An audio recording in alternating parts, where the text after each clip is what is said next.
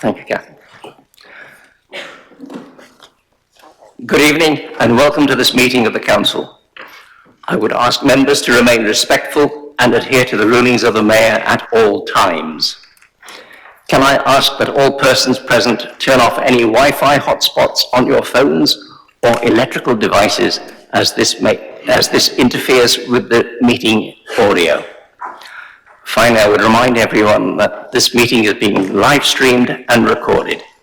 Photography may also take place as long as it does not prejudice the proceedings at this meeting.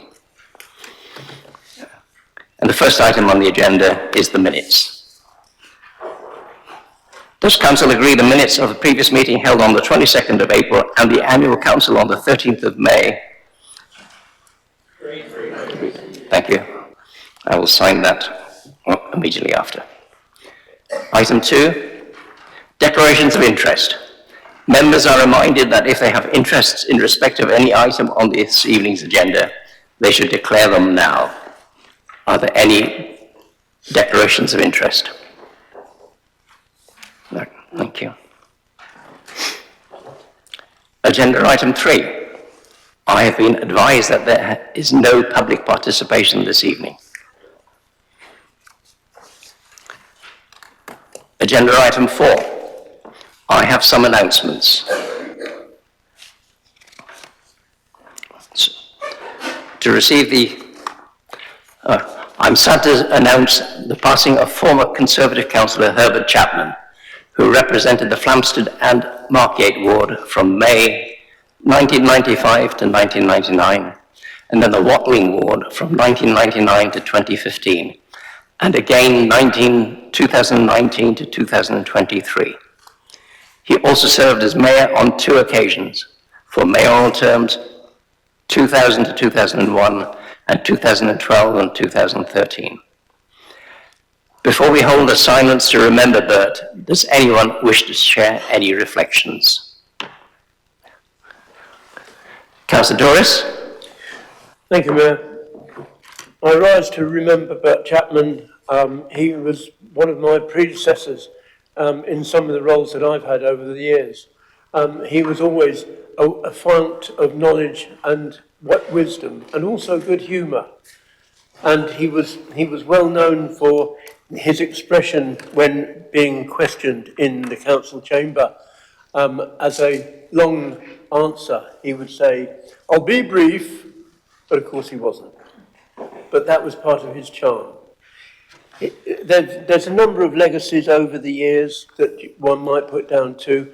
He had the portfolio for environment. He also sat on the committee for the West Herts Crematorium Committee, and although the Hemel Hempstead Crematorium hadn't actually been built at that time, the legacy that he did, or the foundations that he delivered in the committee, will stand in good stead as the Crematorium Committee goes forward in whatever constituency it falls into. He was a great support to me personally.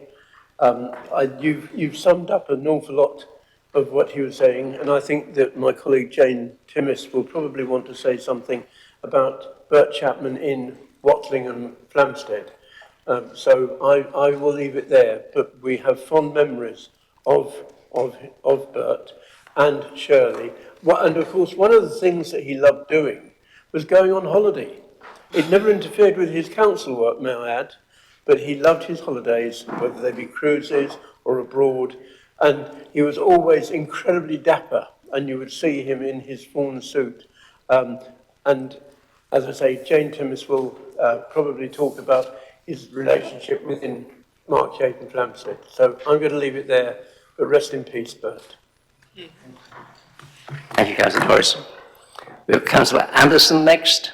Thank you, Mayor. I'll be brief as well. Bert was a colleague for 24 years in the end. When I first started, he was the chair of the Environment Committee, and he was a fabulous mentor. And he also had a very, very brilliant way of dealing with tense situations. He could be very calm and act as a great mediator. He served, I don't need to stray on the comments of others, but he represented the borough as mayor twice, including one infamous appearance on the Big Breakfast show that some members may remember that unfortunately ended up in the tabloid press. But fortunately, his family, he and his family found it very funny because it was actually brought up at his funeral. So I'm not actually besmirching his name in any way. Bert was an absolutely fabulous colleague, and I mourn him as well. Thank you, mate. Councillor Symington. Thank you, Mr. Mayor. I did know Bert Chapman, but not through particularly a role here at Dacorn Borough Council, but in his role as a councillor when I was a councillor on Great Gaddison Parish Council and chair of that council, which I did from 2007 to 2015, which absolutely was the time that Bert used to come to those meetings, and he attended them very regularly. He was always really engaged, and he always said at the end of every time there was an issue, I'll take that away, and he would take it away. We didn't always hear back, but he was always very pleased to take our business back up to Dacorn Borough Council. He was also incredibly loyal to Markyate, where he lived. And every time there was a vacancy on the Markyate Parish Council, Bert was always really happy to volunteer to go on that parish council. And in those days, there was an arrangement between those three councils, Markyate, Flamstead and Great Gaddison, through Neighbourhood Action, which some of you may remember on the other side of the chamber. And we worked quite closely together on that. So yes, and you know, obviously a really dedicated public servant, really, as I said, very loyal to his community. And I attended his funeral. It was clear that he was also, a very, strong family man. So I know a great loss to his community, a great loss to his family. And on behalf of the Liberal Democrats, I wish that he rests in peace.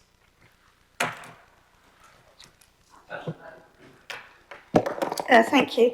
I'd just like to reflect on Bert, the man with a sense of humour.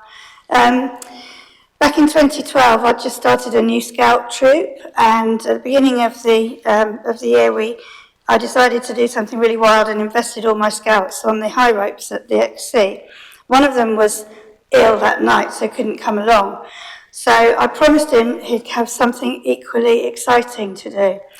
So come May, when Bert was the mayor, we had a big scouting event at Faisal's Wood, and I had Bert hanging from the top of the Abseil Tower in a suit and his mayoral chains, and I have a photo to prove it.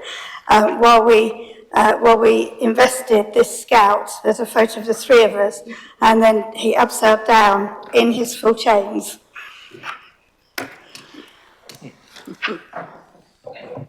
Councillor Simmis. Thank you, Mr. Mayor. I haven't got a lot to add to what everybody else has said, other than the fact that I knew Bert very well. I know he served for 28 years, which is a fantastic, long time, and shows great dedication. I don't think it's actually the record, but it's close. He represented Watling Ward, which really is part of three main villages, but Markyate, where he lived, was Markyate, shall we say, and everybody knew him, and he knew everybody in Markyate. He wrote all the newsletters every month. All the villages had their own newsletters. He wrote in those every single month. And he also sat on the parish council, at Markyate Parish Council. In fact, until very close to the time that he died. He wasn't very well in the last couple of years before he died, but he was there still on Markyate Parish Council, still giving towards the community. So I think he will be really very much missed. Thank you. Thank you. Can I please ask you all to stand, and we will now hold a minute's silence.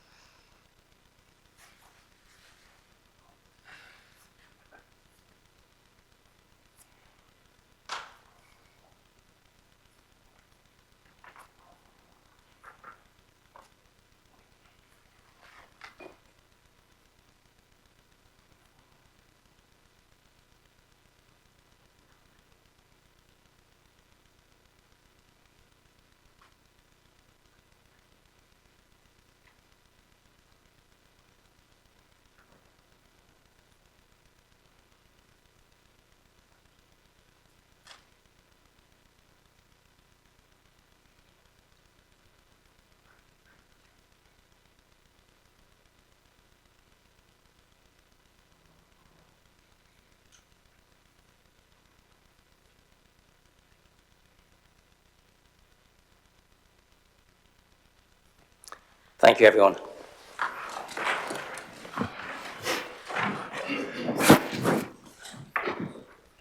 Right.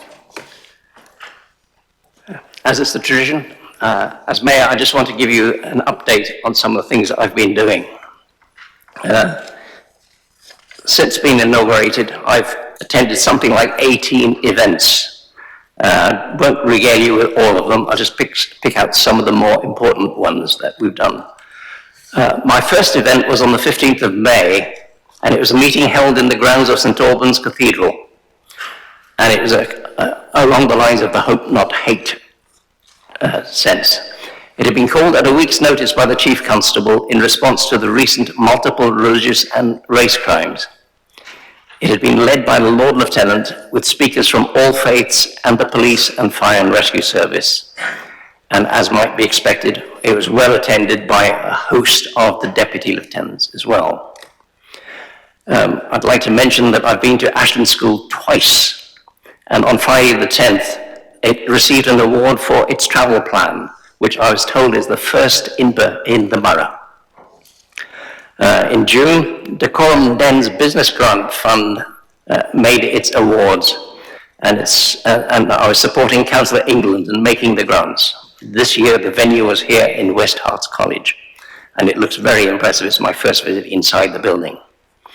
At the end of June, on the 20th, Councillor Symington and I attended the open day at the fire station. And it's good to see lots of people enjoying the experience. Little boys on hoses playing with water.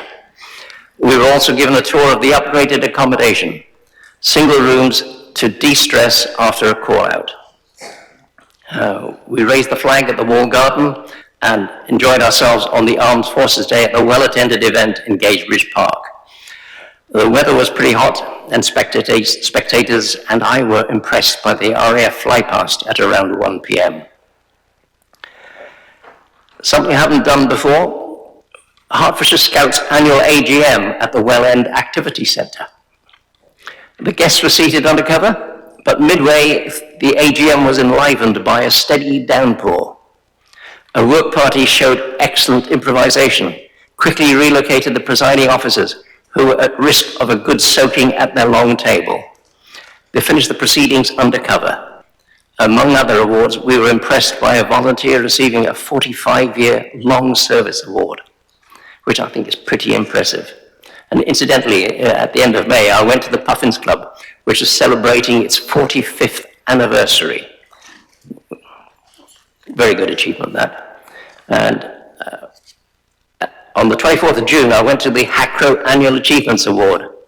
Now, this is recognizing the impressive work by the group in supporting the rehabilitation of substance abusers and former prisoners. The event was at Oaklands College, and the principal took opportunity to promote its work at Bovingdon Prison in training inmates for apprenticeships. It's very good work there. More locally, last week, I was invited to Holtsmere School in Woodhall Farm, where I've been twice, in fact. Last week it celebrated its 50th anniversary, and I met its first head, who's been retired now for quite a long time and lives on the south coast. It's notable that they buried a time capsule to hopefully be opened in another 50 years.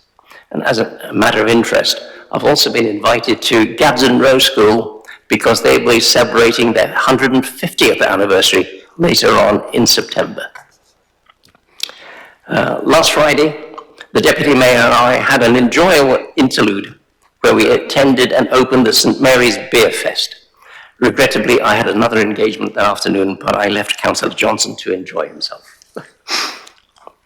And on the 18th of July, last Saturday, the county chairman held afternoon tea at Neighbourhood for volunteers across the county.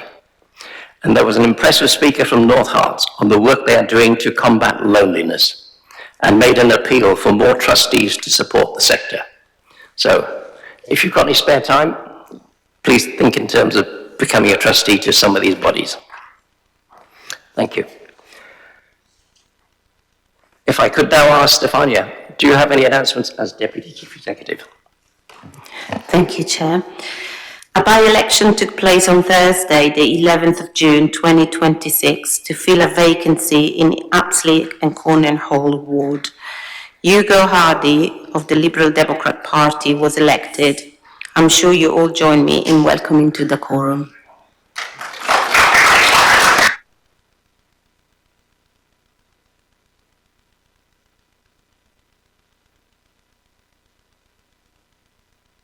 Leaders to give any apologies for absence on behalf of their groups.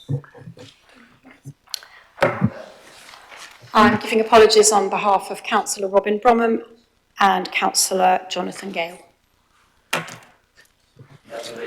Apologies from Councillor Adeleke, Elliott, White, Lowe and Walker. No apologies on behalf of the Labour Group. Thank you. Leila? We've received apologies from Councillors Barry Mears, Capozzi, Wilkie and Tyndall. Now moving on to agenda item 5. I draw your attention to the portfolio holder updates as published with the agenda. I will invite questions against each update in turn. First, though, I will ask Councillor Sally Symington if she has a verbal update to give as leader of the council. Thank you, Mr. Mayor. I have an update. Councillors, members of the public, you all have seen last week that we secured the local government reorganisation outcome that our council here at Dacorum Borough Council supported.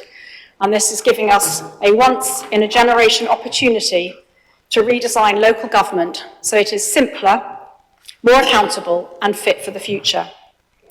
This presents a significant chance to bring services together under one organisation, and this in turn will make it clearer for residents to understand who delivers services, how decisions are made, and how public money is invested to support local communities. Change of this scale naturally brings questions, but my commitment is clear, that every decision we take will be guided by what delivers the best services for our residents. Between now and April 2028, we will work tirelessly with partners and residents to build a new council that is ready from day one. As more information on what these changes look like in the future are announced, we will be sure to update you all. And I know, as a final point, that you will all welcome the news that we've had, that it's been confirmed that the new authority will be called West Herts. Through our £1.4 million Stronger Futures programme, we're improving neighbourhoods, strengthening communities and creating new opportunities across the borough. This summer, families will benefit from a fantastic programme of free events, building on the success of Armed Forces Day, while additional CCTV cameras, including a mobile unit, will help tackle antisocial behaviour and fly tipping to make our neighbourhoods safe. These are practical, visible improvements that demonstrate our commitment to delivering real benefits. It's about building confidence in Dacorum's future. Staying with the theme of summer and making the most of our outdoor spaces, I'm delighted that Gadebridge Park was one of the 6 parks across Dacorum to retain the green flag status this year. We are fortunate to have such outstanding green spaces on our doorstep, and this recognition reflects the dedication of our staff, volunteers, local organisations and community groups, who work tirelessly to maintain and enhance them for everyone to enjoy. Alongside this, we continue to invest in Dacorum's cultural future. Whilst our bid for Town of Culture was not successful, just being in the mix of a competition with more than 400 applicants demonstrates both our ambition and the strength of our arts and cultural offer. It showcases our commitment to putting Hemel Hempstead and Dacorum on the map and delivering the vision that is set out in our arts and culture strategy. And it's also worth noting at this point that although we did not submit the application ourselves, Tring Town Council had also submitted an application for Tring to be Town of Culture. Again, another jewel in our crown across in Dacorum. So from supporting community organisations and creating opportunities for young people to improve local spaces and helping those who need it most, we're investing in stronger, more connected communities. As we shape the future of local government, we are also shaping a borough where everyone, no matter their background, has the opportunity to thrive. I'm excited about what lies ahead, and I look forward to working with our residents, partners and communities to build an even stronger immediate investment in our communities.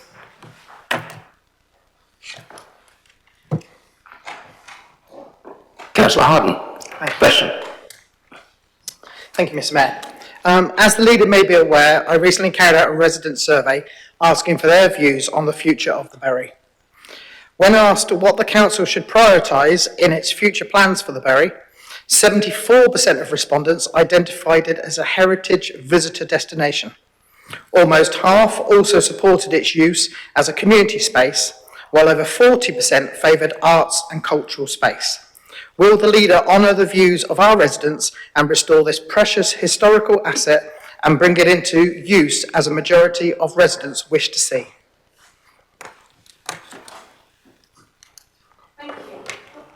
Press the button. You'll be aware that the Decorum Heritage Trust has contacted the council with a proposal which is being given consideration to as part of the strategic asset review. We welcome all community organisations putting in a bid or expressions of interest, not just the one that's already done so, and look forward to receiving many more expressions of interest to do just what you've suggested in the coming months and years. Thank you. Just briefly on that one alone, they're waiting for a response from the council, so that would be appreciated. But my second question is, could the leader of the council confirm that the Bury will not be sold off for housing, as has happened with another historical site of Heath Barn? Thank you. I did reply to Decorum Heritage Trust, so it's incorrect to say that the council hasn't responded. I did reply. Thank you. I'm sorry, I didn't. I think that I think was a supplementary question. I think you've asked another one in addition to that. Just asking whether the Bury is going to be sold off for housing, like has happened with Heath Barns. Firstly, Heath Barns has not been sold off for housing. So I just need to correct the record on that. Secondly, as I've explained in my first answer, Decorum Heritage Trust has submitted an expression of interest. We are looking for expressions of interest from other community groups and other stakeholders whilst we review, under the Strategic Asset Review programme, what we do with this site, the Bury, and other strategic asset sites across the borough, which include Berkhamsted Civic Centre and Victoria Hall, Zintring. Thank you. Councillor Anderson next. Thank you, Mayor. On the naming of the new authorities, thank you, Councillor Symington, for confirming that Councillor Madden's wish that the North be dropped has been met. But I have to say that the government announcement last week did specifically say North West, so I'm a little puzzled about what's happening with that. The other thing is, if we're being changed from North West to West, what's happening with South West, because you have a real opportunity for not only South West to be confused with the parliamentary constituency, but also to be confused with West. So could the leader come back on that, please? Thanks, Councillor Anderson. I think everyone's stretching the single question today, but I'll take it in good faith that you're looking for details about naming. Yes, thank you, Councillor Madden, for your suggestion. Yes, obviously you weren't the only person to point out that we are not actually in North Herts at all. So as the leader of Decorum Borough Council and in conjunction with the agreement with the leader of St Albans Council, proposed at the Herts Leaders Group meeting some time ago, and just before, well, not some time ago, last month, and before we had to submit a response to the structural changes order, that our particular unitary authority, if it was at this stage we didn't know, if it was to be the 4 unitary option, would only be called West Herts. I say only, it would be called West Herts as opposed to North West Herts. And that was agreed by all the leaders and was, as I said, submitted as part of a further questions that government MHCLG had asked whilst putting together the structural changes order. In terms of the announcement that the government made last Thursday, you'll be aware that there were 14 authorities that were announced on that day. It was very clear from the briefing that the minister was struggling to stay on top of her brief, and despite all the notes, and they are working at pace, and this is obviously a government that was also facing its own challenges in terms of its ministerial team and going through its own leadership challenges. So, notwithstanding that, the explanation that we were given was that the wording, the naming, and other details were all taken from the original submission that we put in November of last year, and therefore did not take account of what we'd submitted just the month before.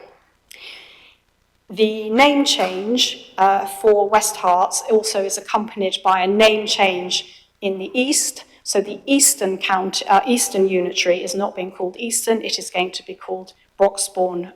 I hope I've got this the right round. Maybe it's East Herts. No, it must be Broxbourne and East Herts. It wouldn't work otherwise.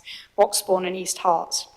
The South West Herts, the group, the three councils in that, did not ask for that name to be changed. It's obviously up to them whether they feel there's a confusion with a parliamentary constituency. And they're obviously welcome to put forward that. But the other thing I need to be really clear about is that the name West Herts or any of these other names are still only temporary names. The successor authority, and those elected to it, will make the final decision as to what the name will be of that authority going forward. So this is effectively a placeholder, but I think that it is right that that placeholder name is West Herts and represents where we are geographically. It's obviously for others in other local authorities to decide what's appropriate for them. My understanding is that the leaders of Hertsmere, Watford and Three Rivers were happy with the South West Herts name for the time being. Does that answer the several questions that I've had from you, Councillor Anderson? Yes and no, but I'll leave it. Thank you, Mayor. And you're not going to have a supplementary? No. Thank you. Councillor Williams. Thank you, Madam Mayor. I thought Councillor Symington was trying to time me out there. That was a very comprehensive answer to a simple question. Carrying on with the theme of local government reorganisation and the fact that I spent many years sitting where she is, fighting reorganisation and alongside Sharon, now Baroness Taylor, who's now turned poacher turned gamekeeper in terms of fighting reorganisation for many years. I am sad that Hertfordshire is going, and I am sad, obviously, having invested so many years here, that Decorum will eventually go, but hey-ho, we move on to new and bigger things. My question is, given that it feels like it's some time off, but we know that, elections in May 2027 and taking up the cudgel of running those big services in April 2028, it's not actually that far away, given the massive amount of work that needs to be done between now and then. Now that we have the outcome of the structure, i.e. a merger between Decorum and St Albans, ordinarily you would bring together some joint committee at the point where the structural change order is passed in Parliament. We know that's not going to be till next March, which is significantly close to the May elections. Is she aware of or able to update us at what arrangements will now be put in place, I suspect, hopefully with some haste, where joint working between ourselves and St Albans can commence in order to begin to shape the future of services across that new district, that new unitary? Thank you. Thanks, Councillor Williams. I didn't know whether you were going to time yourself out or leave me so little time that I can barely answer the question. The answer to your question is, sorry, I've made a few notes. So yes, there is a massive amount of work to be done before April 2028, which is Veston Day, so I absolutely agree with that. The structural changes order, as you've said, we're expecting to come into effect in March. The Herts Leaders Group met today in Stevenage at the County Council offices, and it was agreed then, and had actually previously been agreed, that we will be setting up voluntary committees ahead of that. And those have been determined by, as I said, by submissions to, I don't know if you've seen them, think the document's being shared, but if it hasn't, I will share it. Submissions again to MHCLG, and in West Herts, which is the simplest of all of them because we are 2 local authorities that without any boundary changes, there will be a committee of 8 that will be comprised of 4 from the County Council, 2 from St Albans and 2 from Decorum. And that is matched across the other local authorities, but where there are 3 local authorities, obviously the numbers are 2, 2, 2 and 6 from the County Council. So the balance in every single case is the County Council have 50% of the seats and the other 50% of the seats come from the 2 local authorities, from the 2 or 3 local authorities. And we are aiming to get those set up in September or October. But they have limited, I've timed out anyway. I'll tell you about the powers they have another time. You've timed out, well done. Thank you. Right. Next, to the corporate and commercial services portfolio. I will take the report as read and invite any questions to Councillor Allen on his update. We've got Councillor Guest. Thank you, Mr. Mayor. And my question refers to the Springfield Sports Pavilion in Springfield, otherwise known as the Warner's End Valley, or more colloquially, locally known as the Dip. Then the permanent replacement facility to replace the one that was burnt down, I understand will be costing £1.1 million. Why is it going to cost so much when those involved with cricket have told me that it is not typical for a local cricket pavilion to cost so much? The £1 million figure is a like-for-like replacement figure that has been done by the structural engineers. That does not mean that we have to replace it in the same terms. But that is the figure that has been given for a like-for-like replacement. The costs of buildings have increased enormously in recent years. We're all aware of how building materials have increased in cost through COVID and since. And so, yes, it is an eye-watering figure, but I'm sure that the team is working on more cost-effective solutions than that £1 million figure. Councillor Guest, do you have a supplementary? I do indeed. And how can it be assured that the replacement sports pavilion does not compete with the Gadebridge Community Centre and put it at risk, but meets the specific need of providing a sports pavilion in the locality? So it is not intended at all that the cricket pavilion, so it's not a cricket pavilion, it's a sports pavilion. So that the sports pavilion competes with any community centre. It is not a community centre, it is a sports facility, and as such it will be redeveloped as a sports facility. However, it would be lacking in foresight if we didn't redevelop the building in such a way that was going to be more flexible in meeting the needs of the community so that it isn't simply there for delivering football and cricket as currently, and could be used by other sporting activities, who knows what, yoga, outside gyms, etc., etc. So I think there's been a bit of confusion here. There is no intention of changing the use of the facility, simply being more flexible in how it is designed so that it can serve the community in multiple ways, not simply the delivery of cricket and football. Right. Councillor Mitchell. Despite it not being in Councillor Guest's ward, she actually has asked a question that I was going to ask about the facility in my own ward. So thank you, Councillor Guest, for preempting me. Councillor Timmis. Thank you, Mr. Mayor. Is the portfolio holder aware that the final injunction hearing was heard today at the Royal Courts of Justice, and the decision is going to be declared on Friday at about 10:30, apparently?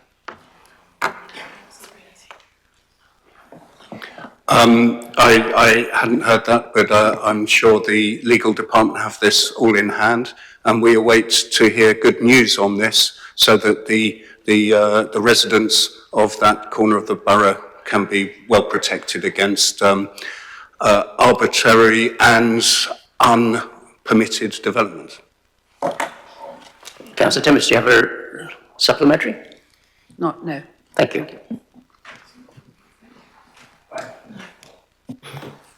If there are no more questions for Councillor Allen, we'll move on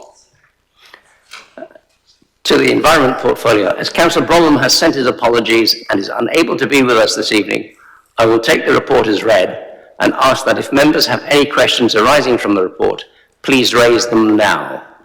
The questions will be forwarded to Councillor Bromham for a written response, which will be logged in the action tracker, with any responses circulated to all members and published under the agenda item business from the previous meeting when we next meet.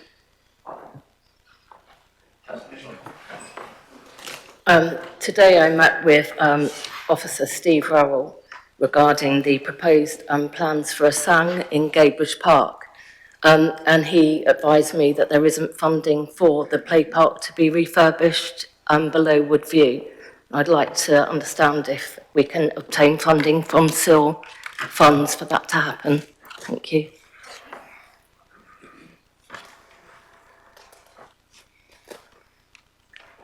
Councillor Timmins.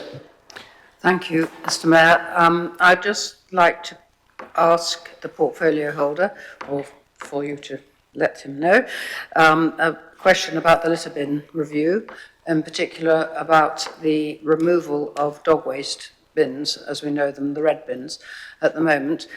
We have been given very little information about this before the decision has apparently already been made. And in particular, the replacement of the current general bin, which is black and gold, looks very smart, but not appropriate, I would say, on the end of a rural footpath. And so I'd just like to know what the intention is as far as those bins are concerned, not the bins in the big parks or in the village or town centres. Thank you, that's my question. Right, that's Councillor Link. Thank you. I just had some really positive feedback from residents I bumped into today, and I wanted to share that for Councillor Bromham. I know he's not here. I just want to read out what the residents said. We had particular praise for Chris Connolly and his team from Clean, Safe and Green. They'd cleared up an area. It's slightly out of my ward, but I did drive and have a look, and I took a couple of pictures. Sorry, are we supposed to be could I just check, please, if we're just supposed to be questions and not statements? Yeah, there's a question, thank you. Just for clarification. Okay, thank you. Thank you, I'm leading to the question. So I just wanted to briefly, is that okay, Mr Mayor?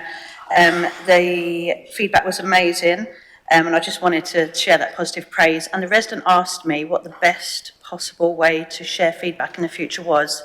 And I said, well, I'd read it out tonight, but I'd just like to leave that for Councillor Bromham to come back to me. Thank you. Thank you.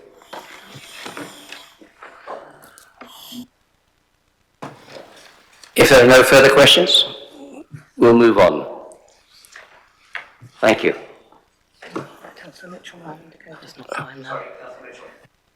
Are we out of time, or is there time? I just wanted to ask if anything's been put in place to work on the baby memorial in Gadebridge Park, which I believe was quite neglected, and I do understand that's actually in your ward, isn't it, that volunteers were tending to it, but for whatever reason it wasn't in an acceptable state now. Okay, thank you, we've logged it, thank you. No further questions for Councillor Bromham? We'll move on. The police portfolio. I'll take the report as read and invite any questions to Councillor England on his update.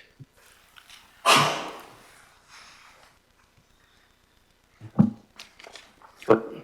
Councillor England. We've got Councillor Anderson asking a question. Yes, thank you, Mayor. There's something else I'm confused about. Through the Scrutiny Committee discussions and the subsequent Cabinet meeting, members have all been advised that the Council has to start preparing a new local plan on top of the new one that we're trying to get approved at the moment. And that there was no guidance given for authorities such as yourselves who were at advanced stage in getting the new plan passed. However, subsequently having attended national briefings, I've been advised that authorities have until the end of this year to get plans approved under the old system, so that the March legislation did not occur. Does the portfolio understand that see the inconsistency in that advice? And could you come back, comment on that inconsistency? Thank you, Councillor Anderson.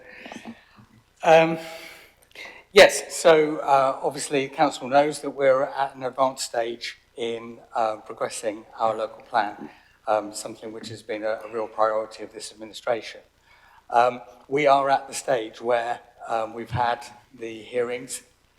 We are now waiting for the inspectors to come to their decision, and they've written to us and asked us for yet another piece of information, which we are in the process of working on. But we are in their hands.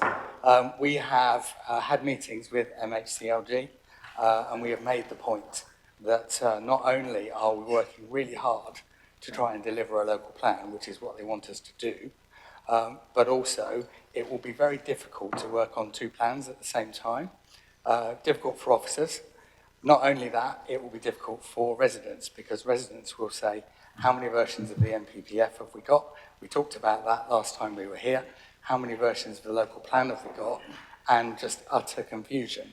So from my point of view, we are doing everything we can to move things along in such a way that we manage local development on a local basis. And despite that, we are finding that it's a little bit hard to get the clear information that we need from government. Councillor Symington has reflected on how much change there is going on in Whitehall right now, and so I guess we have to be a little bit tolerant in the very, very short term. But I'm sure that there are lots of ministers and civil servants cancelling their holidays as we speak, and getting about the business of telling Decorum what we need to know. Councillor Anderson, do you have a supplementary? I do, Mayor, when I can phrase it correctly. I don't think that really addresses the dichotomy here, because we're getting some advice telling us we've got to do another new local plan, and we've got other advice, existing advice, saying we don't. So I'm wondering, why is this council trying to do another local plan with higher house building targets, when we were promised if we got to move on with the one, we'd actually be discounted at 30% uplift, and the latest information is it's going even higher. I don't understand why we're doing that work when we've got advice telling us we've got until the end of the year to get the one that approved. And given how far advanced we are in the stage, we stand in the process, we stand a chance of getting approved. So I can't understand why is the council doing another local plan with higher targets? Okay, so there seems to be some confusion. I'm not sure whether it's Councillor Anderson who's confused. I think it might be, but I want to be respectful. We are very, very focused on the draft local plan that we have been building since 2023. Full stop. We are very focused on that. We want to finish that local plan. That local plan is based on a number which, as you say, is a lot lower than the number that we could have been working towards right now. I have mixed feelings about that, because I recognise, as I think we all do, that there is a housing crisis and we need to build houses. But there is also a local democracy situation which has been exercised at this council recently quite a lot, and I think we all know what we're talking about there. So on the one hand, we want to build houses, we do. That's why we progressed our local plan to the point we have. There is very little more that we can do to speed that up. The people who can speed that up is the planning inspectors. So if they are watching, I would like to urge them to help us to get on with building houses, because we all want to do that. In relation to what the government is saying about local plans going forwards, there is a new plan, there is a new process for local plans which is coming forward. And as I said in my first answer, we are getting a bit of a mixed message at the moment, and we are in a situation where we really do need to start working on that new plan, which government is telling us we must do, but we are arguing actively to government on behalf of all our residents and with some sympathy for our officers too, that we should be allowed time to finish our local plan, which we are trying to do. Everybody wins. We get more houses built more quickly, we get more affordable housing, and we move on. We absolutely recognise, and I don't think it should be a secret, that the way that government housing targets are going, that number is going up and up and up. And it's the reason why we sought to get our local plan in, because we want to get that mortgage fixed rate, to use an analogy, we want to get that. And we are really, really close to getting it because of all the effort that's been put in by the fantastic work that was done by the portfolio holder before me and everything along those lines. So we worked really hard. I'm not very popular in some parts of the borough because we've worked really hard to get on with this kind of thing, but it's the right thing to do, and we will carry on. And so to be really clear, we are working on this local plan. We really need government to help us to get it over the line. I hope they will. We will do everything in our part to make sure that happens as quickly as possible. And come what may, when we're asked to do another local plan, of course we will, because we're a council, not a government, and a government can tell a council what to do. Thank you. I think I've got Councillor Mitchell. May I request, Mayor, that I could remain seated because of a health issue that I have with my foot. Thank you very much. Would the portfolio holder join with me in congratulating the Old Town Hall for winning the accolade of the Muddy Stilettos Award? Hear, hear.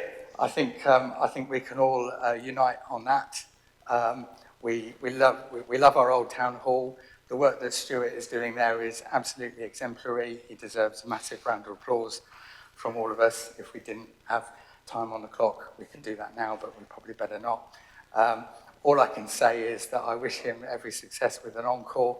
I hope that his name will be up in lights for many, many years.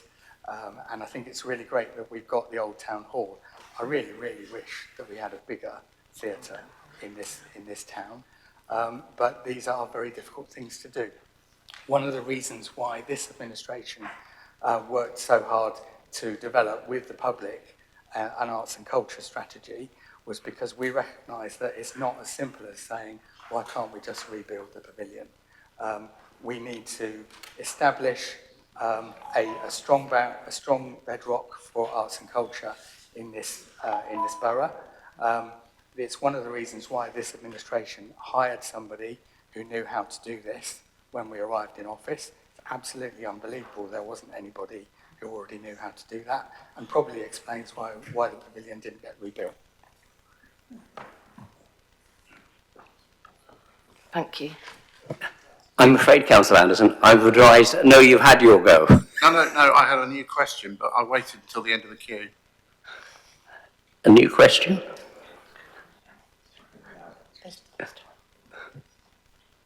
You've got 42 seconds. I got 42 seconds, in which case would the portfolio holder be willing to provide a written reply by tomorrow as to whether he can give the council any sort of indication as to how the council is going to respond to the local planning inspector's requests, nay demands, with respect to the Marshcroft Farm development, which has been subject to a very explicit 6-page letter. And if the portfolio holder could give us some early indications of how the council is going to react to that, then that would be very helpful. Thank you, Mayor. Can you do 10 seconds? I will do my best. In the fine tradition of officers, we are waiting for the proper advice from KC. If it comes in, then I will be able to give an answer. Thank you. Next, to the People and Transformation Climate and Ecological Emergency Portfolio. I'll take the report as read and invite any questions to Councillor Smith-Wright on her update.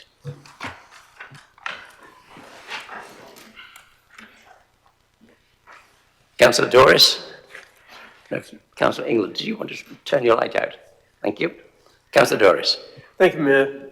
Would the portfolio join with me in welcoming the reduction in the call waiting time for residents from 18 minutes down to 7 minutes 33 seconds, which is very good. But could you also, sorry, that's my preamble, the question.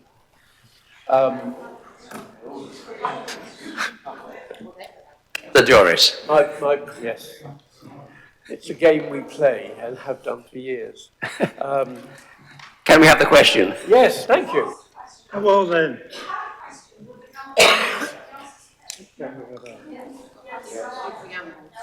Mayor?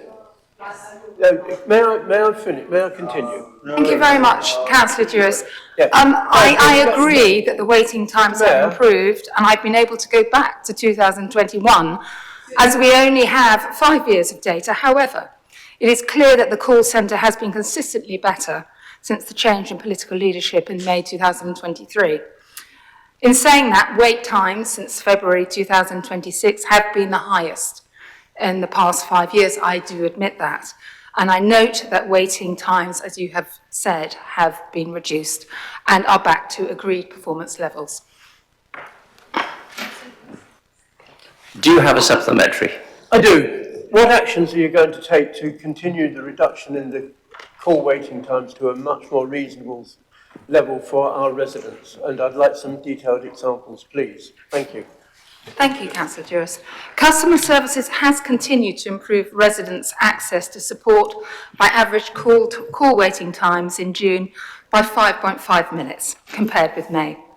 This means residents are getting through to the council more quickly and receiving timely help with the services they rely on. This is what we're doing. Targeted staff training has been put in place to better manage services with higher call volumes, and day-to-day email management has been adjusted so that more resource can be prioritised for answering calls when demand is highest. So joint working between customer services, benefits and housing is helping residents provide evidence through digital channels, making it easier and quicker for cases to be processed. This supports more efficient decision-making and helps residents receive the right advice, support or outcome without unnecessary delay. And I hope very much this will continue. Thank you. Councillor Paradell. Thank you, Mayor. The portfolio holders report notes that sickness absence levels have gone up under her watch and remain higher than this point last year, but it doesn't say how much they've gone up by. So could the portfolio holder confirm how much higher sickness absence levels are among staff? Thank you. Thank you, Councillor Paradell. Yes, sickness has been an issue. I do not know reasons why. There is a thorough survey that's been carried out by the wellbeing team, and they are actually looking at this, trying to find trends. So it is an action that is actually happening, and we've yet to find the response as to why that is the case. But I will be able to report. In between now and then, I will send you that report. Thank you. Do you have a supplementary? I do, actually. You've answered my second question, but not my first one. The question I asked was how much higher are they than last year? Can I give you a written answer? Right. Councillor Patterson. Thank you, Mr. Mayor. I'd like to ask a question relating to climate and ecological emergency programme, in particular the Cllr Climate Action Network. I notice that the annual event will be taking place next week, but it appears to be entirely in Hemel Hempstead. So can I ask Can you reassure residents in our towns and villages that this isn't just a Hemel-focused initiative, and explain how communities across the whole borough will benefit? Thank you. Thank you, Councillor Patterson. Yes, Decorum is genuinely a borough-wide network that works together irrespective of geographical areas. So our upcoming event at Turnover a New Leaf in the Old Town Hall is a new approach, which includes cooperation and the co-design and the whole network, including groups from outside Hemel Hempstead. So we have, we've got Tring in Bloom, Sustainable Tring, Eco Burco and Local Repair Cafe all involved. And it's a location which really allows us direct use of the proximity of Gadebridge Park, which we're using, giving us a unique opportunity to highlight the major restoration we did in Gadebridge Park and the globally rare chalk stream. So our programme is across the borough, it's not just Hemel Hempstead. It will also support existing established local groups in Hemel Hempstead as well as the villages and elsewhere. So, and earlier this year we did engage all the communities from DCAN to survey them, and really based on that partner feedback from them, we will be making sure that we do 3 to 4 week promotional time for any major announcements borough-wide. There'll be a central shared calendar so groups in Tring and Berkhamsted and rural areas can promote their own events across our entire borough. So our commitment to all parts of the borough is also reflected in our funding distribution. The Green Community Grants, for instance, are open and inclusive to all areas, and Decorum has lots planned, including several practical workshops coming up. And this is all to work in partnership with local network members, making climate action more accessible. And as we move to the new authority with a passionately sustainable partner, which is exciting, it's also a great time to combine our existing networks. So that will really ensure, as we go forward, that climate and nature action is available to everybody. Councillor Patterson, do you have a supplementary? No? Right, thank you. Councillor Williams. Thank you, Mr. Mayor. In the portfolio holder report, it makes reference to filming going from strength to strength. My understanding is that income from filming has been declining over the last couple of years. How do those two things match up? Thank you, Councillor Williams. Can I get back to you on that? Because I don't really actually know the answer. I know how successful it is, but I will follow that up with the filming team, if that's all right with you. Councillor Williams, do you have a supplementary? Right. Councillor Greenfield. Thank you, Mayor. I know that we talk about social media and the use by the council, and I have seen some of those videos. I'd like to know which social media platforms we're on to ensure that we reach the majority of our residents. I don't believe we have a Blue Sky account, and whether or not the portfolio holder would be willing to consider that. Thank you so much. Yes, we have had discussions about social media platforms. Ones like X, we keep purely for announcements. Blue Sky is something certainly we'd like to look at. But yes, I mean, I'm certainly happy to talk to officers about expanding our social network activity. Thank you. Do you have a supplementary? I do have a supplementary. Given the owner of X and his attitude to inclusion, could we consider withdrawing our account from X in order to represent all of our constituents? Thank you. Yes, I will take that back. I mean, we all still feel quite strongly about it, and we don't do any posting on that, but we will certainly look at it. Thank you. Councillor Hannell. Thank you, Mr. Mayor. Will the portfolio holder join with me in congratulating Dacorum Borough Council in securing significant funding from this Labour government for the Warm Homes Grant, lifting low-income properties, many in my constituency, to EPC Band C? It isn't actually in my portfolio, but I will Yes, it is. We do have a substantial grant. This is actually, I think, in Simy's portfolio. Thank you. That's funny. Right. Thank you. Finally, to the Housing and Property Services portfolio. I will take the report as read and invite any questions to Councillor Dhyani for her update. Councillor Hannell, would you like to pose the first question? Can we all pretend that I didn't stand up just a minute ago? Will this portfolio holder join with me in congratulating Dacorum Borough Council in securing significant funding from our Labour government Warm Homes Grant, lifting low-income properties, many in my constituency, to EPC Band C level? Thank you, Councillor Hennell. And yes, we really appreciate Intercorum for having the funding from government. So thank you for bringing this up. And I hope people take advantage and apply for the funding as much as they can. And I think we should all try to promote as much we can to make sure people are aware of this funding. Thank you. And do you have a supplementary, Councillor Hannell? I don't, but I do think that the portfolio holder did get wind of the fact that I was going to ask that question. Thank you, Mr. Mayor. Councillor Mitchell. Please forgive me for remaining seated.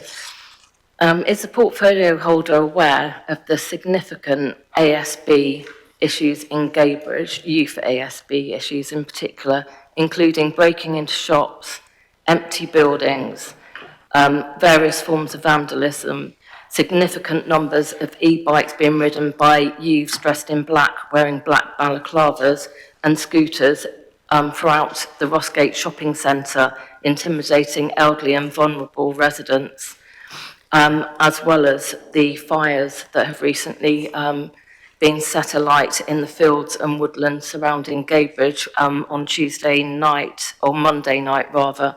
We had one in the field at the Polehanger Lane site. The fire service have had to attend on several occasions, and residents are very fearful because it's so close to homes, to their homes, and it's become extremely worrying.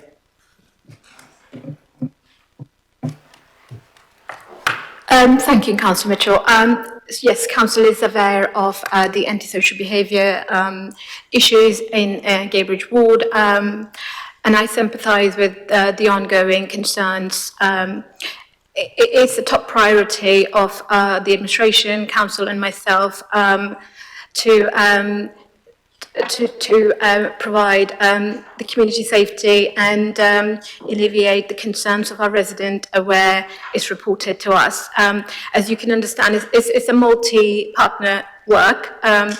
Dacorum is responsible to tackle antisocial behaviours where we have involvement of our resident to do with the housing, whereas we still work very closely with police, with fire services to make sure that we can provide evidence and do more patrolling in the area, making sure we bring up fundings where we have repeated issues.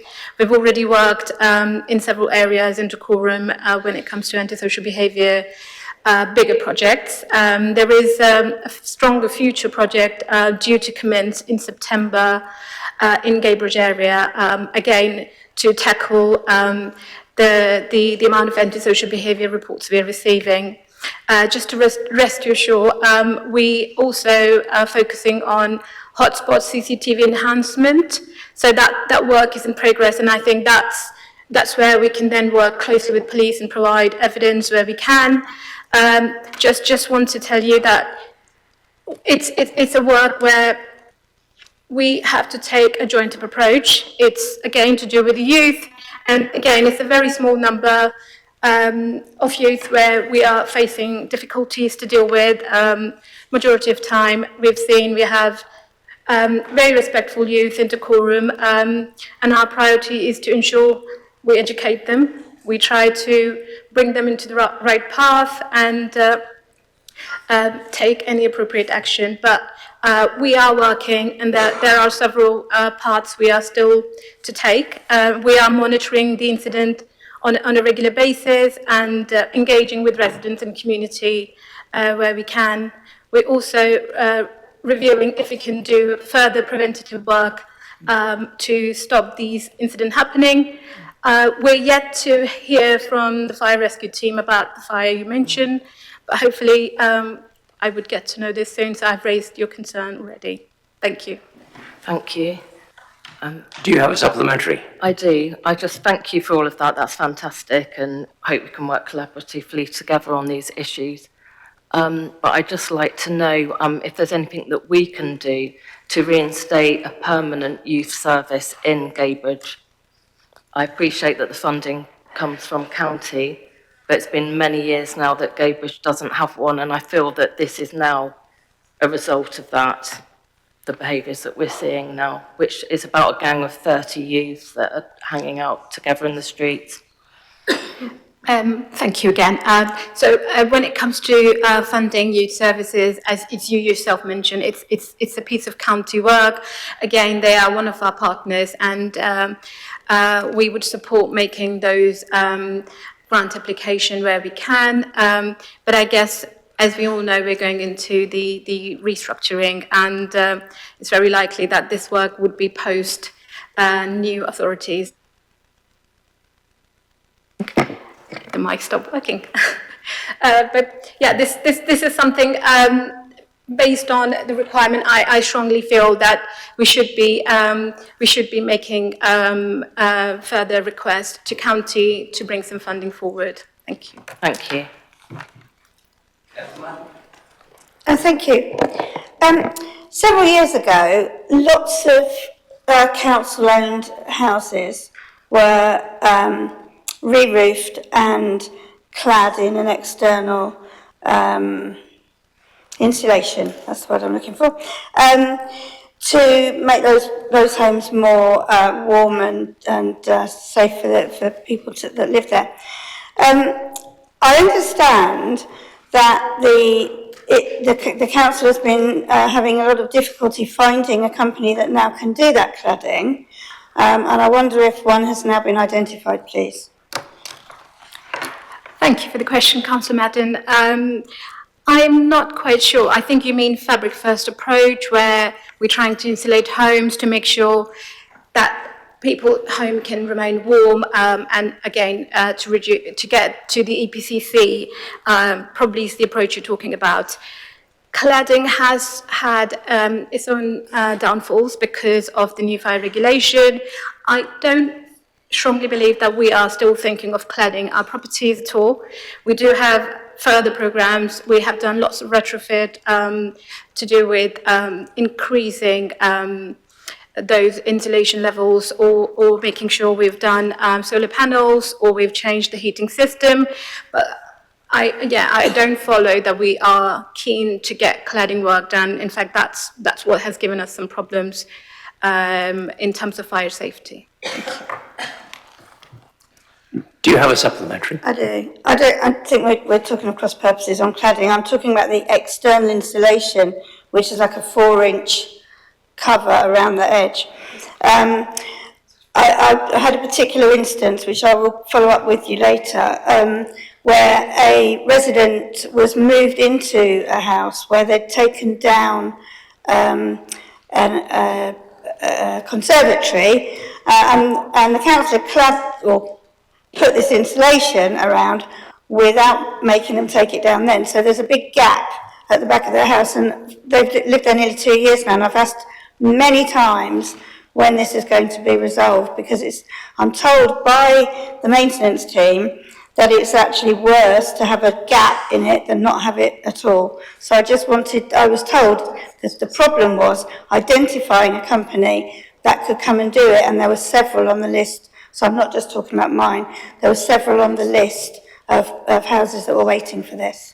Thank you. Thank you. No, I think what you're explaining sounds like a casework to me, and I think when it comes to casework, they really vary case to case. I'm very happy for this to be looked into if you send me an email with more details, because it's more of a decision where, again, we want to make sure our properties are warm, safe, and accessible at all time, but then external insulation is an option if required based on the EPC rating or based on if there's a damp and mold incident happening. So again, we need to know more in detail where this is coming from, but I'll be happy to look at it if you send me some information. Thank you.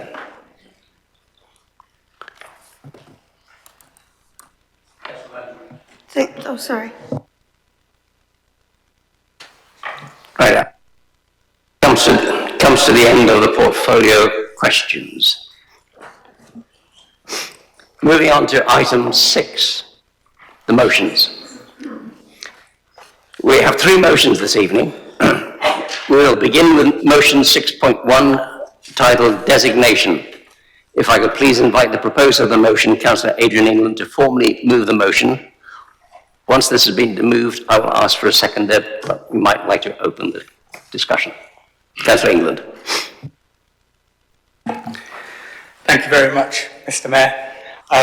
Respectfully, I would like to withdraw my motion. Thank you very much.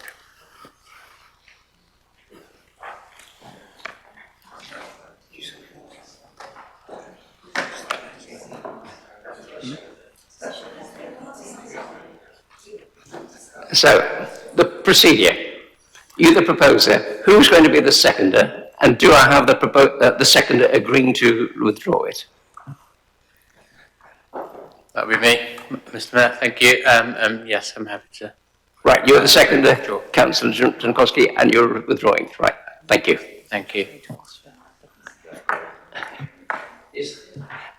Procedure, is that agreed? Councillor England? It's withdrawn.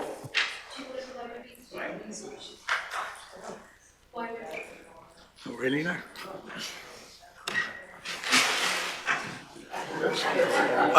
Sorry, Mr. Mayor, with permission, some people are asking me if I can provide a reason.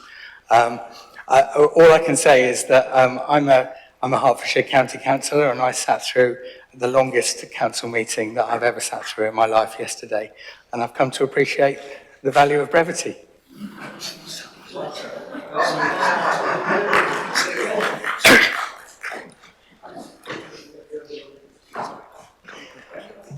Thank you. Now we'll move to motion 6.2, titled Major Planning Application Decision. And I invite the proposer of the motion, Councillor Alan Anderson, to formally move the motion. And once this has been moved, I will ask for seconder.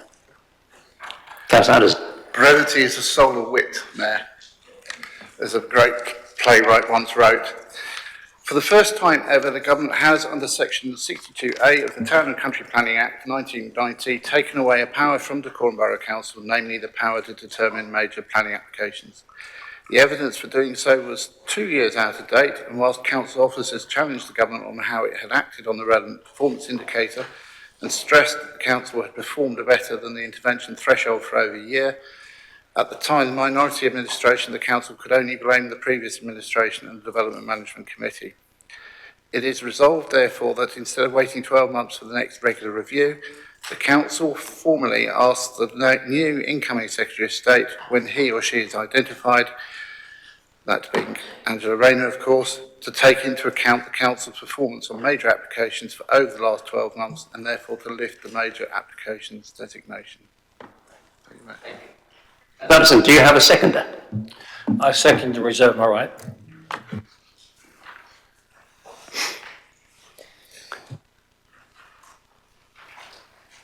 The motion has been moved and seconded.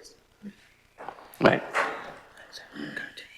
All right. For clarity, this proposition before the council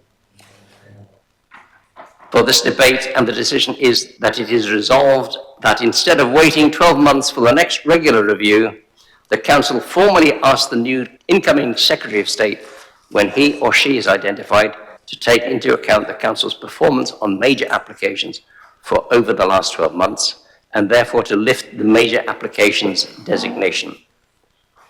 That is the proposition members will be debating and ultimately voting upon. I now open the debate. I remind members that in accordance with the rules of debate, Each member may speak once on this motion for a maximum of 5 minutes. Councillor Ingram. Thank you, Mr. Mayor.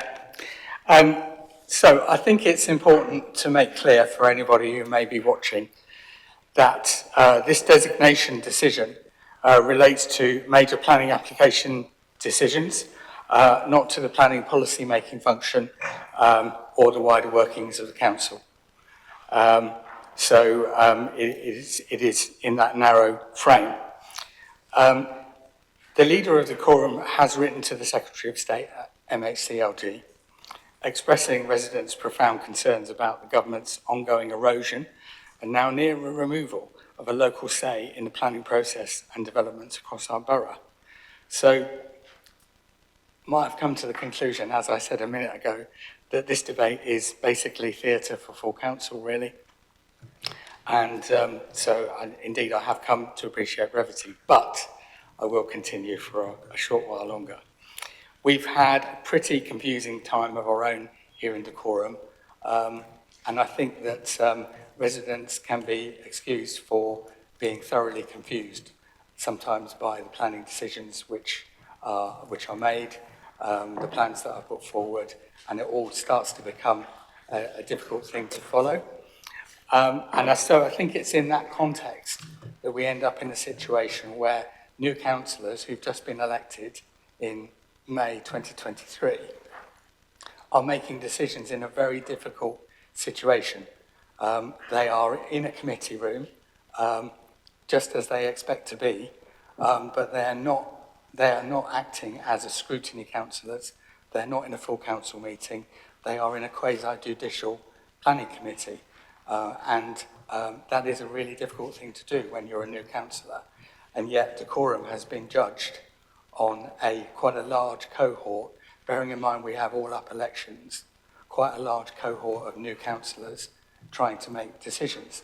And so it's actually unsurprising that the quality of decision making has improved as we've gone on.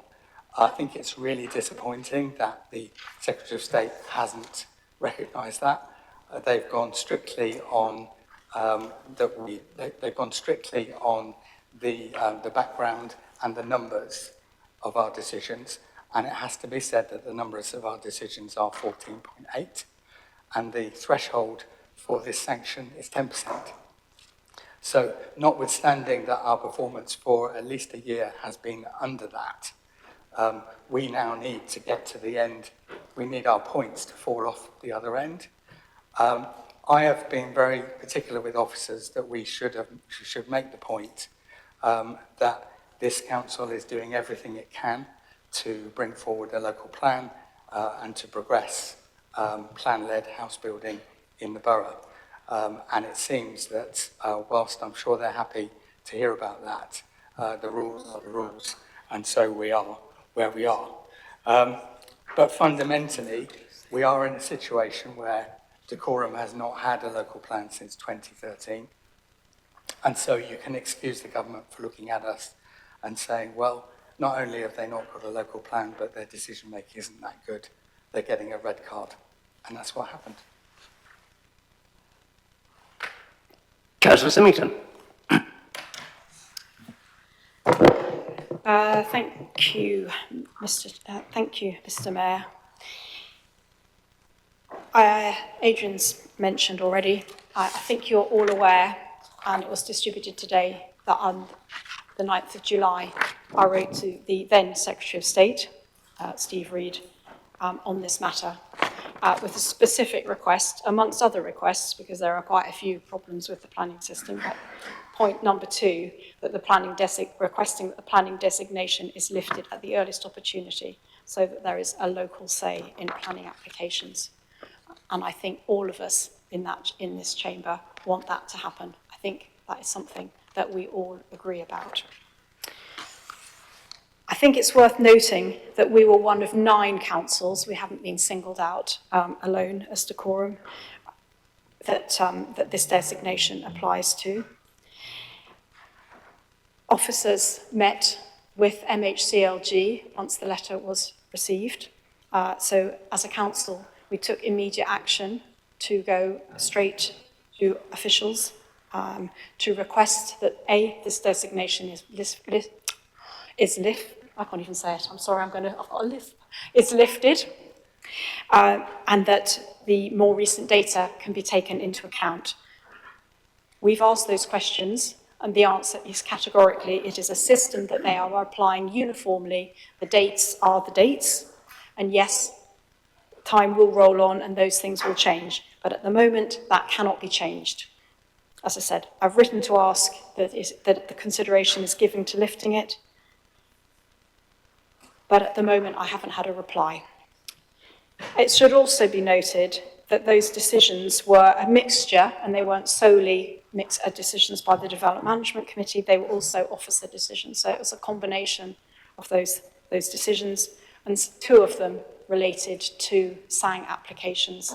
And we know that the SANG criteria are relatively new, and that people, not just us, but the inspectors are finding their way through all of that too. So, as I said, I know that we all agree that this designation should be lifted as soon as possible. I hope that developers will take the opportunity to still work with our officers to bring forward planning applications. And I think developers are aware that if they go straight to the planning inspector, which obviously is their option as a result of this designation, that they have no right of appeal. So they do only have one shot at that. And obviously we hope that whatever is happening, that they will still work with us in bringing forward these applications. So in summary, as I said, I've already written a letter. I think that is why we have withdrawn our motion. I think we have done what the council requires of us. If you would like, I can forward the Steve Reed letter to Angela Rayner, who now has his job, with a copy to say that we would like it recognised by the new Secretary of State. But I think, as far as I'm concerned, as the leader of this council, and our officers are concerned, and the portfolio is concerned, we have done absolutely everything that we could do to work with officials at MHCLG and to work within the system that we're operating in to represent residents and get this lifted. And I think that we should all get behind the thing that we share in common and not create divisions around our planning process. Councillor Hobson. Thank you, Mr. Mayor. I've sat on the planning committee for about 6 years or so. I think actually Councillor Symington's probably covered things that I was going to say. So I was just going to put my support behind this motion. I don't really care about the who did what, said what, whose fault it was.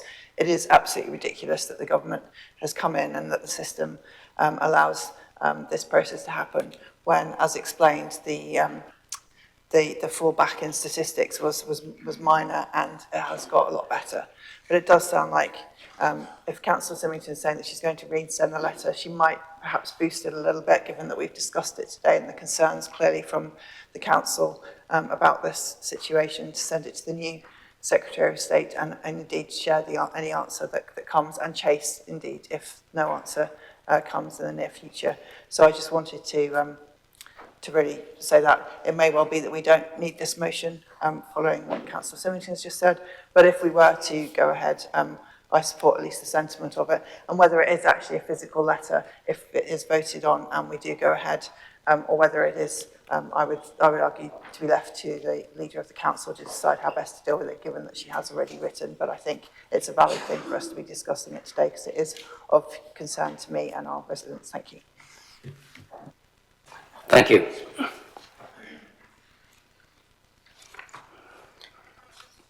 Right. Before I invite the mover to exercise their right to reply, can I confirm that all members who wish to speak had the opportunity to do so? And the seconder had the opportunity to exercise their right to speak if they wish to do so. Are you wishing to speak, sir? I'm certainly wishing. I spend my life in this chamber wishing I was sitting somewhere else. I thank Councillor England for withdrawing his motion. I wish he told me yesterday. I got all these notes about why I think his motion was so wrong and how he's conflated two issues which are not related. I almost got to the point where he wasn't going to mention it tonight, but no, he's gone and done it again. He knows, surely, in his position as place portfolio holder, that there is not a link between the local plan process and the designation of this council under special measures. The special measures thing is purely related to performance, and that performance it cannot be related to the local plan process. So, however inaccurately he likes to criticise the Conservative administration for its progress on the local plan, of course of which Liberal Democrats went out of their way to thwart the process when they were in opposition, you know, videos in fields and God knows what else. But I still think that it is, and I welcome the leader's letter, and it is a very good letter, but the bit that we're under discussion this evening is just 2 lines in the leader's letter. The leader's letter is predominantly about housing figures, local plan, national, how the figures are worked out. There is just those 2 lines that say we'd like designation lifted. I think it's important that this council gives its full weight to the leader to write again to the new Secretary of State, specifically on this point of designation, because I agree with what Councillor England said, that, you know, we may have our differences of opinion, it may have happened on his watch, but yeah, I think it is unfair. You know, I think to penalise an organisation 18 months after the period has closed, when it's clear that the performance in the interceding period is well within the target, and that we don't have systemic issues with our performance, and this is, if you like, a blip on a couple of applications, that this is a very heavy-handed approach to the council, and I think it would be right for the leader to write separately on this particular issue, exercising that we are, you know, unhappy about it, and we feel that, you know, we ought to be released from this designation at the earliest opportunity. Combine this with everything else that's going on in planning, and you know, I sat on the planning committee here 35 years ago. People on that committee wouldn't recognise planning as it is now. Committees and members are so stripped of any real influence over the planning process that the planning committee may as well almost come to the point where you just wind it up and let officers do it, because we are so, I mean, having one hand tied behind your back makes it difficult. Being handcuffed to the chair makes it almost impossible, and we are now in a position where, you know, where you can see, and we all share this, that getting people to even feel that being on a planning committee and making a worthwhile difference is difficult, because you are so constrained by government policy that you feel that you're just not serving your residents in the way you want to. So anything we can do to relieve the restrictions, and we have the motion that follows this, I think we ought to do, and make our strongest terms to government that this process is not fair.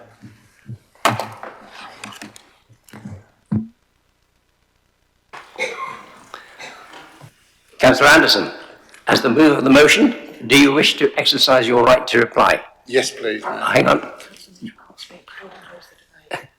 Commissioner, I'm told we had already closed the debate. Yeah. Thank you, Mayor. Not for the first time tonight, I think I've had some of my words stolen. I too welcome the withdrawal of the first motion. I think members, as the leader has already said, welcome particularly the letter that the leaders of the council sent. We only saw it this morning, but it was an extremely good letter, and that has the universal support of the Chamber, I hope.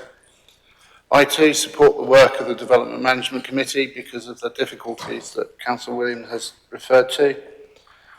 I think the statistic that the council's been hauled up on is particularly absurd, because if you talk about percentages of a small number, you start getting ridiculous things happening.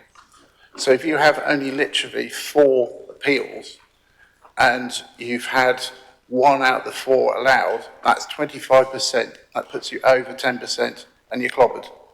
I think that's a particularly absurd statistic and a demonstration of how the statistics are a very bad weakness.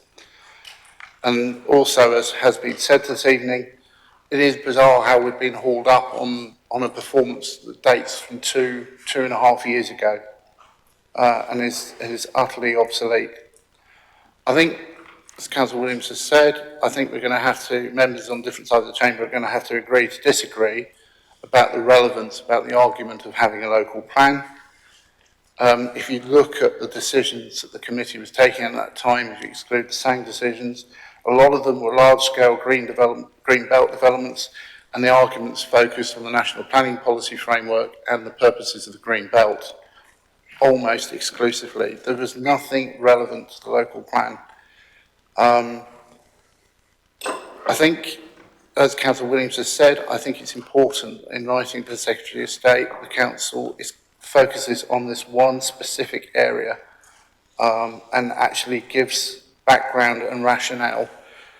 And the only thing I ask as a result of this motion is that somehow the Council uses the word please rather than actually demands that it's lifted.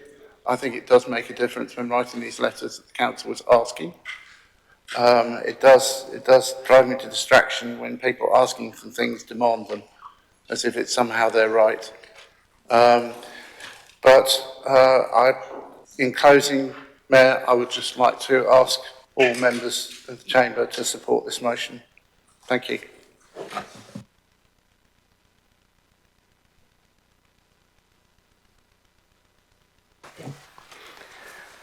Thank you, Councillor Anderson. That concludes the debate. We will now move to a vote. Now, as it appears that there may not be unanimous agreement, we will proceed to a formal vote.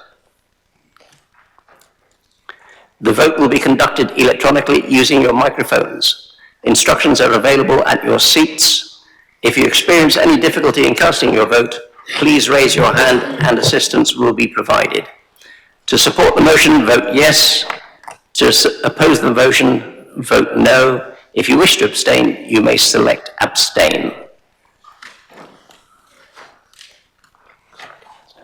Looking for 39 votes. So we've got 12, 31, just a few.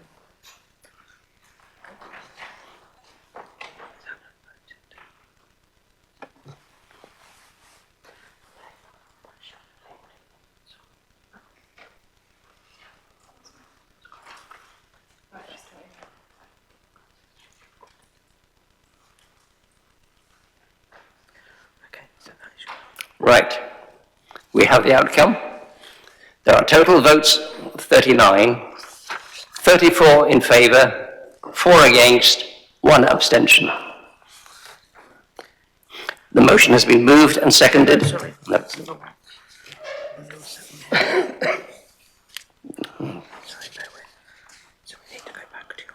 Right, okay.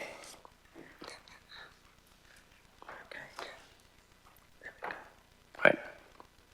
No, right. Explain what it is, right. The motion has been carried by 34 votes to 4 against and 1 abstention. That's it, okay. Right, moving on. And to our final motion under this agenda, item 6.3, the scheme of delegation for planning applications. I now invite the proposer of the motion, Councillor Alan Anderson, to formally move the motion. And once the motion has been moved, I will ask for a seconder. Councillor Anderson. Thank you, Mayor. The Government is nationalising the scheme of delegation which controls the planning applications that are referred to the Development Management Committee. There are many problems with the proposal set to be implemented at the end of October. But in summary, it involves removing councillors from any involvement in householder planning applications, irrespective of the strength of the planning arguments, brackets, Schedule 1 applications. No indications have been given yet, either on whether the change would be retrospective, i.e. apply to existing planning applications already made, or apply only to new applications. It is resolved, therefore, that the Council formally asks the new incoming Prime Minister to consider that the national scheme of delegation proposed runs contrary to the devolution agenda, both in concept and in execution, and should therefore be withdrawn. Do you have a second? Second and reserve.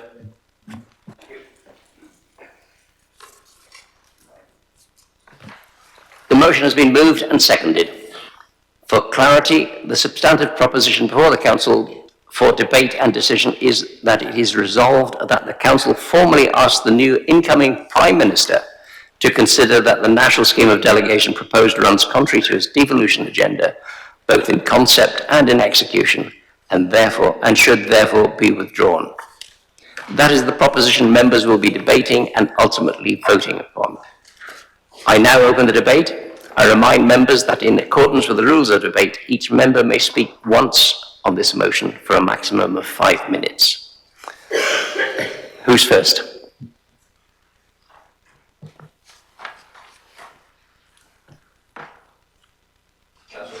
Councillor England. Thank you, Mr. Mayor. I'll go first because for a moment it looked like nobody wanted to, and then they all came at once. So I've already spoken a little bit about DMC and how planning decisions get taken and how that is usually a different thing from planning policy. I think that I think of it like a suspension on a car. There has to be, planning can be a bumpy road, and there has to be a way of smoothing out the shocks. And I think that DMC usually is that. It is a credible local say in planning applications. And I think that there are some pretty obvious common sense ways in which the public expects that to be carried out. And it does appear that the national scheme of delegation is probably another way in which the government is looking to remove obstacles from the planning process. I'm not convinced that that is the way that we should be doing things. But as I've said before tonight, the government is the government and this is a council, and there is a difference between the two. And I think our residents need to understand that, which is why I say it so often. So I support this motion. We may as well send Andy a letter because everybody else is doing it about everything else, what you do. So let's make it like that scene in Harry Potter when the owls keep coming in. It's like go away, don't send me any more letters. We're sending another letter from the Cllr. Go us. Councillor Hamill.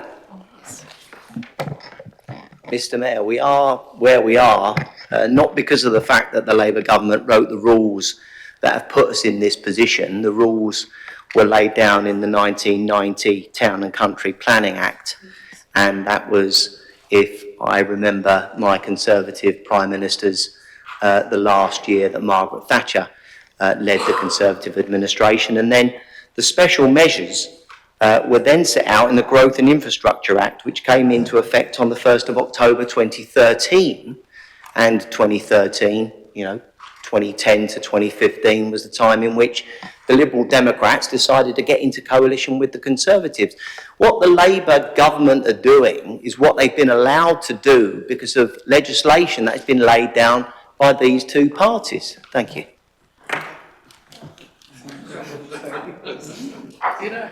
Councillor Friedman. Thank you. Councillor Anderson, thank you for proposing the motion. I am rising in support of the motion, but that said, I'm now going to criticise it. Unlike the member to my right, I'm not being brief. I think the motion very much oversimplifies the process that has led to where we are now. It seems not to mention all of the submissions that have already been made by this council and members of this chamber in all of our various other roles, trying to speak up for local voices. So I think we've all reached out both as borough councillors, as town and parish councillors, as members of our parties, etc. And our parish councils as well have sent submissions in. So while I'm in support of this, I sort of want to add the part that the letter makes mention of all of those local voices, all of those levels that obviously is consistent with everything else in the borough for us. Thank you. Councillor Guest. Thank you, Mr. Mayor. This proposed national scheme of delegation flies in the face of democracy. It stops us representing our constituents as we're elected to do. It represents top-down control, so beloved by the left. In my experience, ward councillors don't call applications into committee frivolously, lightly, or without material planning considerations. Ward councillors have the expertise and experience to know when to call applications, including householder ones, in. We know our wards, and we know material planning considerations. Councils are capable of deciding their own schemes of delegation. Recently, the Cllr Borough Council looked at a new scheme that's more streamlined, that makes for efficient decision making, and that ensures that applications can go through the democratic process. I support this motion because imposing this national scheme of delegation and taking away the ward councillor power of calling for household applications, it goes against evolution, it goes against democracy, it goes against freedom. Councillor Guest. Sorry, Councillor Symington. Thank you, Mr. Mayor.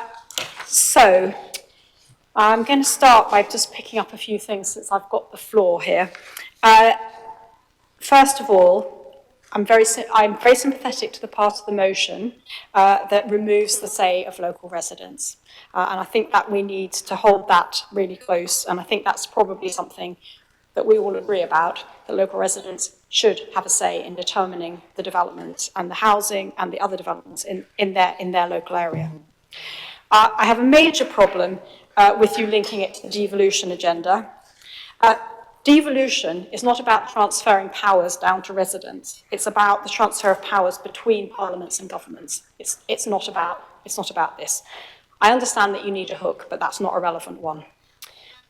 Which then brings me on to your earlier claim that the local plan isn't relevant. The local plan is relevant because if a local plan is in place, there wouldn't have been some of the challenges through appeals to decisions that have been overturned by development management. So it is irrelevant. Councillor Anderson, I appreciate you probably didn't actually read my letter, but to pick up on your point about not demanding but asking, if you reread my letter, it's clear that I say I write to request. And I absolutely agree with you, but that is what's already been done. You mentioned about, in your motion, you also mentioned about whether it's retrospective. Now, there's been no other legislation that's applied retrospectively, and the designation that we've just got is applied only to applications going forward. So I think it's safe to assume that it won't be retrospectively applied. But I understand why you want to maybe to evoke that, but I don't think that's the relevant part of all of this. Councillor Guest, I have a bit of a problem. I'm not sure we've been sitting in the same, I've only recently joined the Development Management Committee meetings, but I'm not sure we're sitting in the same ones when you claim that ward councillors do not call in planning applications frivolously. I'll leave that with my colleagues. I absolutely agree with you, Councillor Williams, that the planning process has changed. Development Management Committee meetings are barely recognisable. I think the really sad thing is, and I absolutely believe that local people, that we should be representing local residents and that we should have a say. But the real crux of this is even if we have that say, so many of basically the legs of the table that sit on have all been kicked away from underneath us. All those protections that were in place are being removed one by one. So, as I said, I support the essence of this motion, which is that we as local representatives should be able to represent our residents. I have a little bit of a problem with some of the what you've put it on in terms of devolution, but I think it also needs to be seen in the context of the wider planning environment that we're sitting in, whereby, as I said, so many things are being taken away from us. And, for example, the introduction of Greenbelt, the proposed introduction of being able to build near railway stations, which we know threatens really quite a number of areas in our, communities in our area. I've also mentioned, and I'm just going to highlight some of the other things I've already mentioned to government, which I think are really important. I want to highlight that I have asked that the requirement to produce a local plan is delayed, the new local plan, until the current local plan is completed. I do think it's really relevant that the government keeps revising the local housing needs formula and the assessment, because to keep putting those numbers up makes it more and more difficult for us to deliver. So, as I said, I'm happy with the essence of this motion and the substance that councillors should represent local residents, and to that extent, I will be supporting it. Councillor Hobson. Thank you, Mr. Mayor. I just wanted to make a couple of points. I was a civil servant for over 20 years, so I do understand a little bit about how central government works. I'm a little bit concerned that we're considering writing to the PM on this one narrow issue, however important this issue is. If we were to write to the Prime Minister, I'd be looking at, we'd probably only got one chance, if it ever got in front of him at all, and I'd be wanting us to write on strategic issues about how the whole government approach on several policy areas, how we see that all coming together to help the residents of Dacorum. I think we look a bit daft writing to him on this one issue. Having said that, this issue is important, and it would be much more appropriate, I think, to go to the Secretary of State for Housing. We've already had this discussion previously. The Leader of the Council has got a mandate from the Council to write to the Secretary of State for Housing, Angela Rayner, so that's where I would suggest. I just have a little bit concerned about writing to a brand new Prime Minister who's got a million things on his plate and trying to bring this to his attention. It just seems a bit of a waste of our time. I'm not against writing to him, but I think there's a lot more strategic and bigger and holistic messages that we could show to say how brilliant the places where we live, and if the policies that he's considering implementing, particularly at a local level, and how that can make a huge change to our residents. That would make far more sense to me, writing to the Prime Minister. But if we are to go ahead and write to the government, then I would suggest we write to the appropriate minister for this area, and to whoever that new cabinet member is, or whoever we were to write to. Angela Rayner, she's well versed, indeed, from where she comes from, and the reason she was appointed, she's well versed in her new boss's drive for greater say at a local level, and greater, if devolution isn't quite the right word, but greater devolution of power and say across the country, and not just centralised in London. Housing infrastructure, business rates, sustainable, affordable housing, etc. I could go on. So thank you very much. That's just really what I wanted to say. Just a little bit of advice and from where I'm sitting. Thank you. Thank you, Councillor Hobson. It sounds as if you're almost on the point of tabling an amendment to this motion. You might like to consider that. I don't know. I think there's this, but not for writing now. I think it would something that needs a lot of careful attention. But I could maybe bring it back in the autumn and write a motion ourselves if we wanted to do that. But I mean, indeed, I'd be expecting you wouldn't need a motion. I'd be hoping that the Leader of the Council would already be talking across party and across with all of the councillors and with officers on what we would like to see from this new potential, which could be very positive for local areas from the new government. But as I say, he's literally got the keys to number 10, and I'm not sure that this would even get past his officials onto his desk. Thank you. Councillor Joris. And then Councillor Allen. Sorry, thank you, Mr. Mayor. I want to pick up a couple of words that Councillor Friedman a strain that he went along a little bit with regard to parish councils. And I think that there's an awful lot of parish councils out there who consider very carefully planning applications for the benefit of the area that they represent. They are unpaid, I understand that, and they do their work with diligence and with good grace. And what I think this action by the government, if it were to be enacted fully, would be something that would remove a great deal of the emphasis on parish councils to the extent, and I can imagine some parish councils saying, why are we here? What are we here for?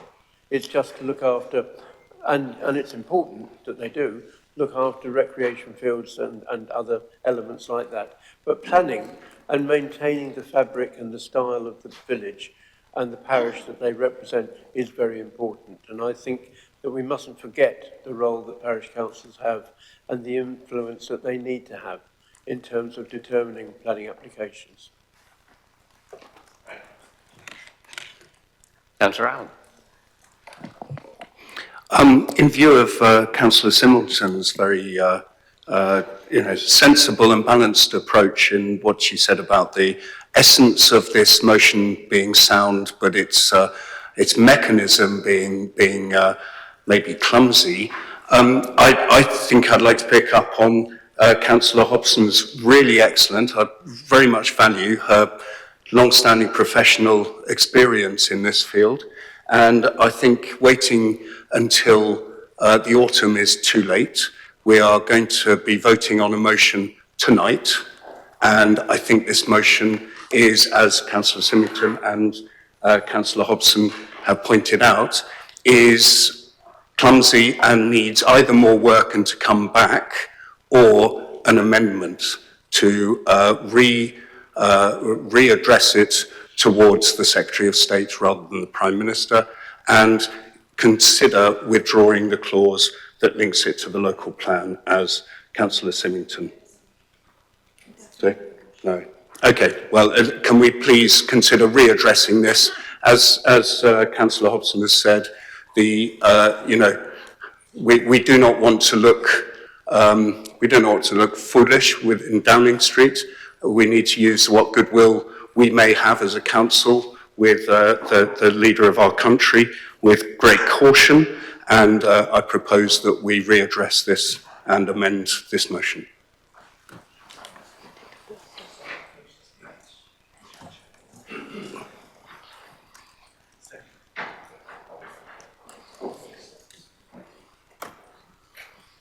Right. Before we move on, Councillor Anderson, would you like to consider what has just been said, and would you be prepared to amend the direction of travel on this particular motion? If you're allowing me to reply twice, Mayor. Sorry, stand up, Councillor. If you allow me to reply twice, there was a very specific reasoning why I picked out the PM, and I can come back to that under the right of reply.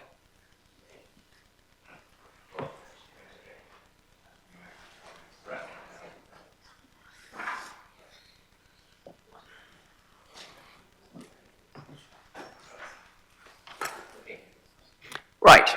It looks as if we're going on a different tack here. Mr. Mayor, do you need a seconder for the amendment? One moment. Let's make sure we know what the amendment is, and then we'll see whether we're going to propose it and a seconder. Okay? Thank you. You've indicated you wish to propose an amendment to the motion. I'll now ask you to please state your amendment clearly and in full for the meeting. And as the proposer of the amendment, you may speak to your amendment for up to 5 minutes. As the rules of debate do not provide a right of reply for the proposer of an amendment, this is your only opportunity to address council on your amendment. The proposed amendment is simply to withdraw the addressee being the Prime Minister and make it the Secretary of State. Do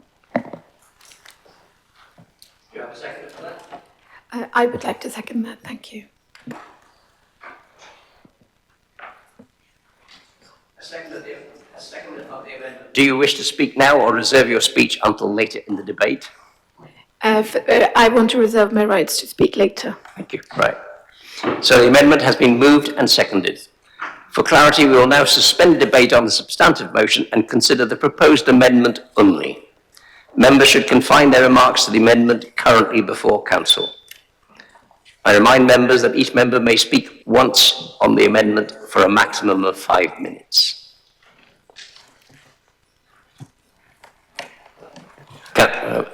Councillor Allen?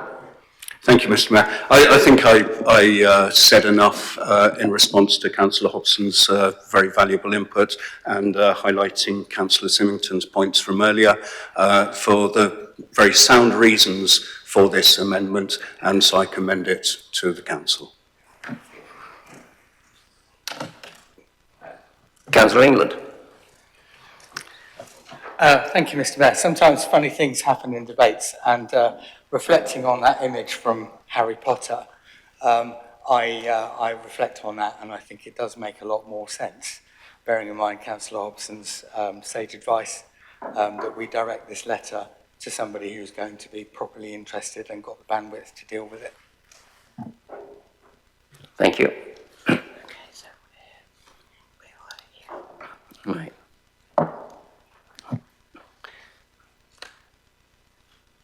Right, we're down to here, I think. Moved and seconded, right? Yeah, right, okay. Right, before I invite the mover of the original motion to exercise their right of reply to the amendment, can I confirm that all members who wish to speak on the amendment have done so? Right. Right.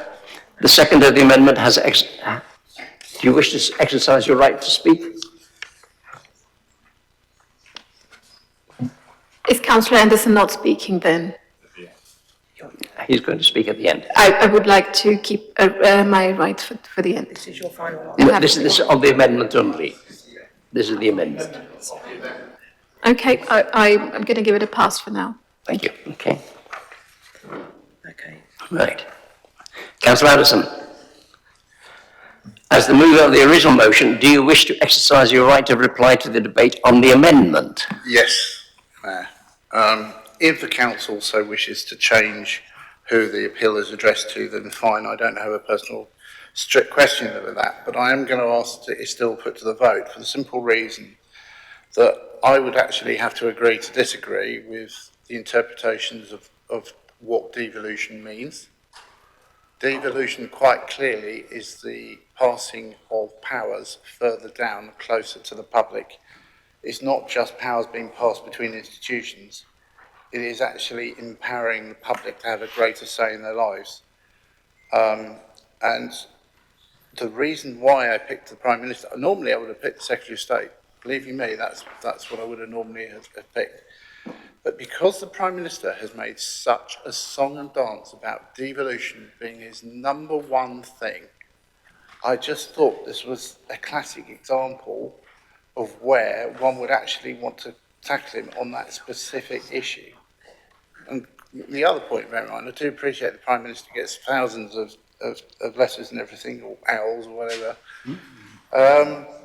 But it would actually they might actually be quite surprised that someone actually, a council sticking specifically to one point. It would say that would actually be a hook in that.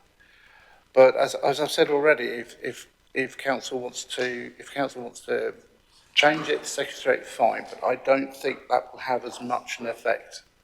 Thank you, mate. Councillor Anderson, the debate is closed. Yes. The debate on the amendment is closed. Yeah. Okay. Yes, it's about that aspect of it. And no, sorry? Please sit down. We're moving on to something else for the moment. Trying to clarify. Closing the debate. We're taking the vote on the amendment, basically. Right.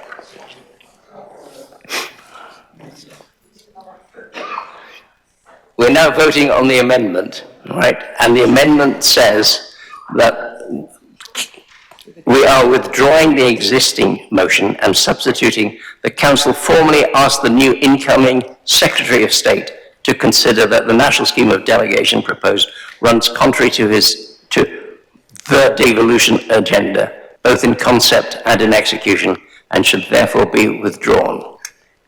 And I think that's what the word should be, okay?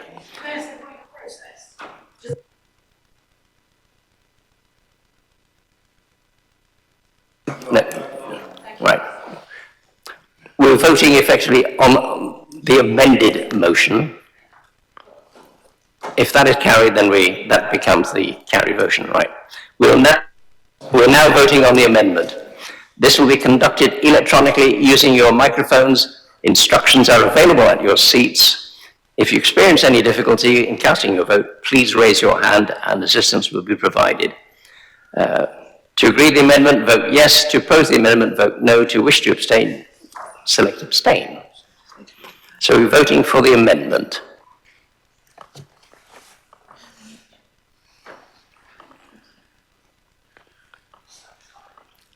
So far, we've got 35 votes up. There should be 39. That's 36 so far. Who's having difficulty? Is anyone having problems?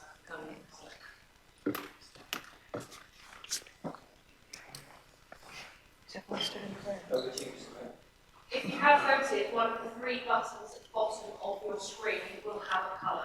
If it doesn't. Right, we're 38 now. Who's missing? You can close it. There's a... Right. I'm advised I can close this. The amendment has been carried by the looks of it. 4 in favour of the amendment, 15 against, and abstentions are 6, and there's obviously 1 vote missing. But the amendment is carried. So we're writing to the Secretary of State. Yeah. Okay. You've already read that bit out, so I think it'll be okay. Okay. Yep. So we can now return to the substantive. Right. We will now return to debate on the amended substantive motion. Right. So if anyone. Press on. So it's now if anybody wants to debate the Right. this new substantive amended motion. Right. We will now return to a debate on the substantive motion as amended. Right. Does any member wish to speak? Okay. So before you invite the mover to exercise their final right, you just want to check. Oh, Councillor Greenfield. Thank you, Mayor, and that's not just to say that I'm slightly confused by this whole process. I have to say that I am delighted to hear my Conservative colleagues calling into question a piece of legislation passed by a Conservative government. I certainly would like to call into question more than just this one. I'd like to reiterate that the Labour Group fully supports democracy at a local level.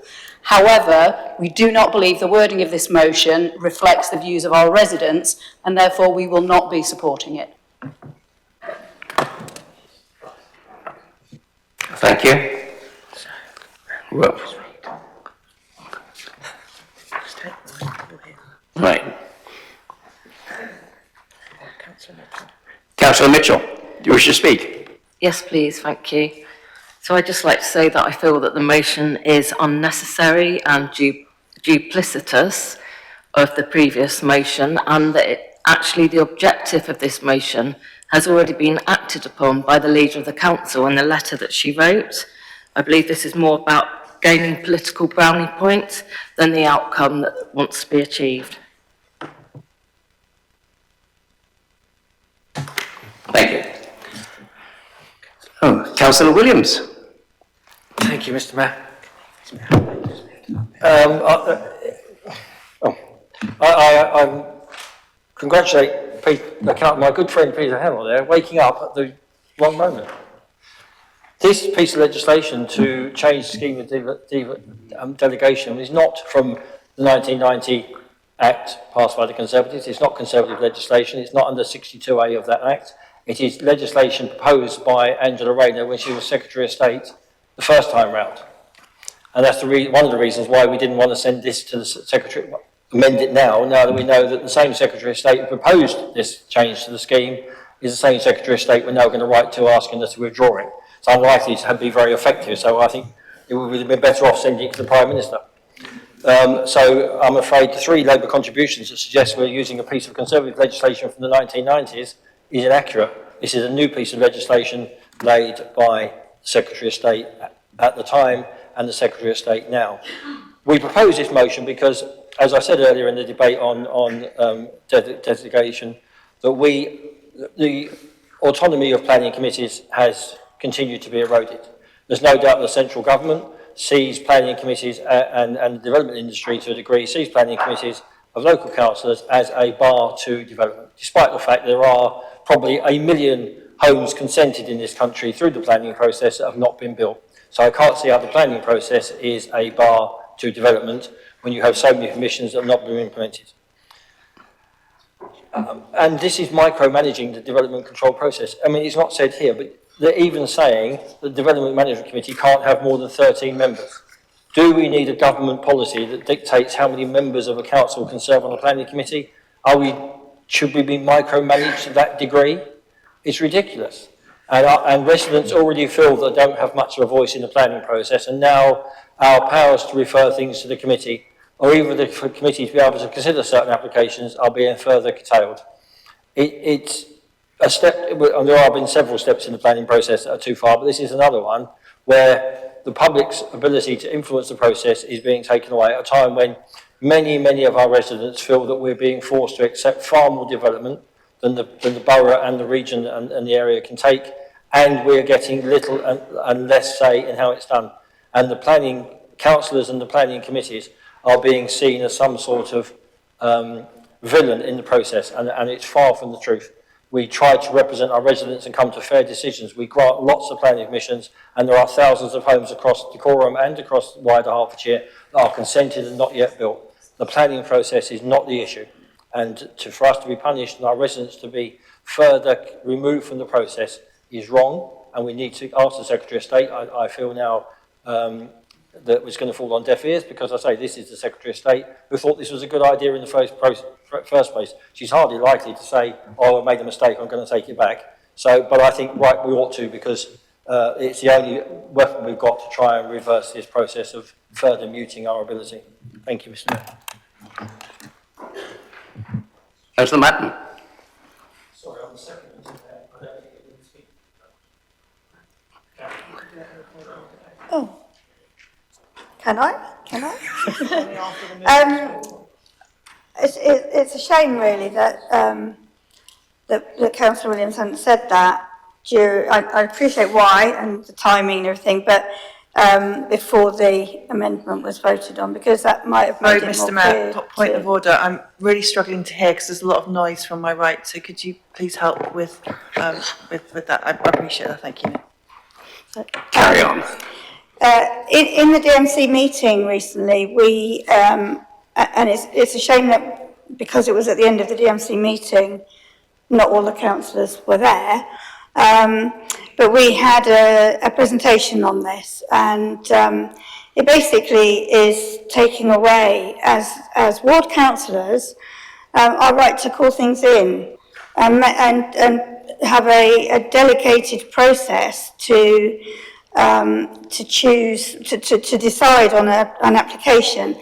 So we won't be able to look at household applications at DMC anymore. And it's really eroding the work of the Development Management Committee. So I feel very strongly about this one. Thank you. Okay. Right. Wants to speak and then go to Right. Does anybody else wish to speak before we do that? Anybody else? No? Okay. Councillor Anderson, as mover of the motion, do you wish to exercise your right to reply? Yes, as briefly as I can this time of evening. One of the main reasons why I brought this motion to council, other than the obvious concern about members being cut out of the system and the public having a less say in planning decisions, was the experience that Councillor Johnson and I had in our ward at a particular address, 36 Bellham Road. It was only a full householder application, the type that are being specifically removed from councillors' involvement. But it was a big issue because it involved a large amount of development on a 2-up, 2-down semi where there was no parking in the street whatsoever. There was a big debate in the committee. It went on for an hour. The officer's recommendation was overturned, and it went to appeal. But that is a classic example of a decision where it would have been, under this scheme, would be taken by an officer, and the public and the councillors would have no involvement in it whatsoever. So it was a classic case where there were strong planning arguments, and all of that would have been swept away. To build on Councillor Williams's response to the accusations about legislation, it's my legal advisor in the audience has advised me that it was actually the Labour government passed the Planning and Infrastructure Act 2025 last year, which has enabled them to do this. The motion was oversimplified. Believe you me, there were 5 or 6 different versions of it, and the first one ran for 4 pages. I tried to really stick, brevity being the soul of wit again, I was really trying to stick to the point. Getting off the point for a moment, but in response, this is, again, has nothing to do with the local plan, whether the council has a local plan or not. And that's beginning to sound like a broken record, I have to say. If the proposal is not retrospective, I welcome that, because there are a number of live applications I'm aware of which are going on forever. And I do have a fear that because they involve 10 houses or less, or they aren't major applications, that they could be moved purely under delegated decision. And I am really quite concerned about that. So I welcome the claims that it couldn't be retrospective, but I remain very, very suspicious and worried about that particular element, which is why I'm actually making inquiries nationally, regularly on the subject. This is not political point scoring. This is a very genuine attempt to prevent the centralisation of planning powers. And as Councillor Williams has so eloquently said, the planning system is not the problem as to why not enough houses are being built in this country. And this is yet another example of a very blinkered approach to find the wrong solution to the wrong problem. And it does not help anybody. And I commend the motion as amended, and I hope that the majority of members can support it. Thank you. Right, that concludes the debate. We will now move to a vote.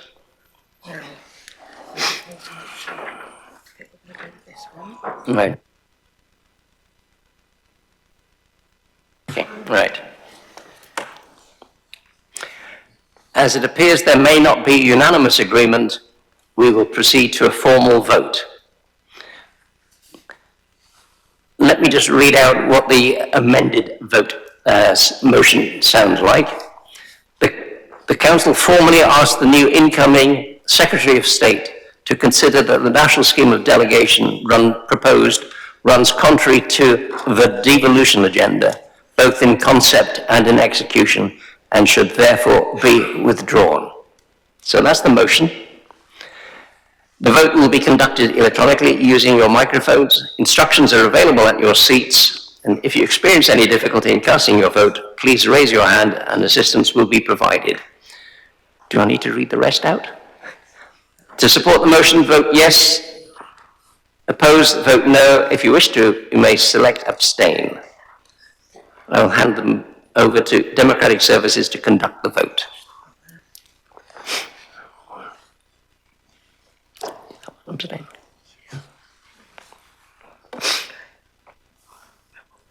$38 votes so far. We've lost one somewhere. I think the motion's carried.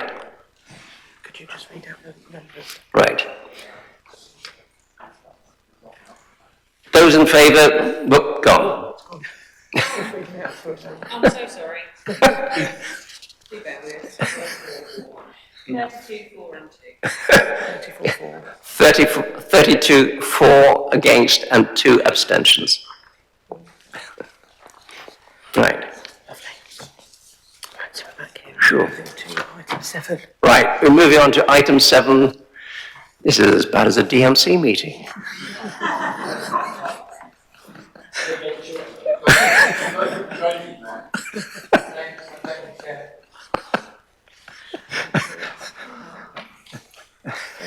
Thank you, Councillor England. Moving to agenda item 7, business from the last council meeting. All updates are provided in the action point list published under agenda item 7. Are these agreed as noted? Councillor Symington. Yes. Thank you, Mr. Mayor.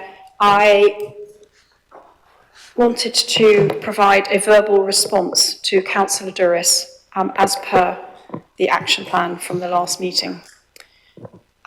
Councillor Duris, you asked about some metal, I'm going to say that metal, permanent insignia for freemen of decorum. I've actually had other requests, not via full council. Other people approach me to ask these things in a less formal way. But I know that I said that I would discuss it with the group leaders and provide a verbal response at full council. I discussed it with the group leaders, and the other group leaders are in favour, in principle, of the idea. I have, however, not provided them, because at the time the discussion took place, I didn't have the costs. I do have the costs, and I think that it would be best if I refer back to the group leaders before we proceed. So the answer is, in principle, it's a good idea. In practicality, I think it should be agreed because, in my opinion, the costs are higher than I might have anticipated, and certainly higher than were discussed, well, no costs were discussed at the point the group leaders met. So I'm going to suggest that the group leaders meet again and that you are provided with a written response after that. And if it proceeds, then obviously then it will be proceeding, and if not, then I'll bring it back to the next full council meeting.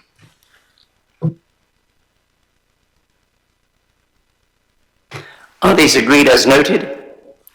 Thank you. Agenda item 8, Cabinet Referrals. Agenda item 8, I invite the Leader of the Council to introduce the referrals from Cabinet. Thank you. So I'll start with the first one, CA/59/26, Community Governance Review. I move the recommendations as set out under item 8.1 of the agenda. Do you have a seconder? I would like to second that. Agreed. Thank you. Item 8.2, CA 6326, Treasury Management Outturn and Performance Indicators 2025-2026. I move that the recommendations are set out under item 8.2 of the agenda. I second. Thank you. Agreed. Item 8.3, CA 6826, the Elms Cladding Remediation Project is a Part 2 item. I move the recommendations as set out under item 8.3 of the agenda.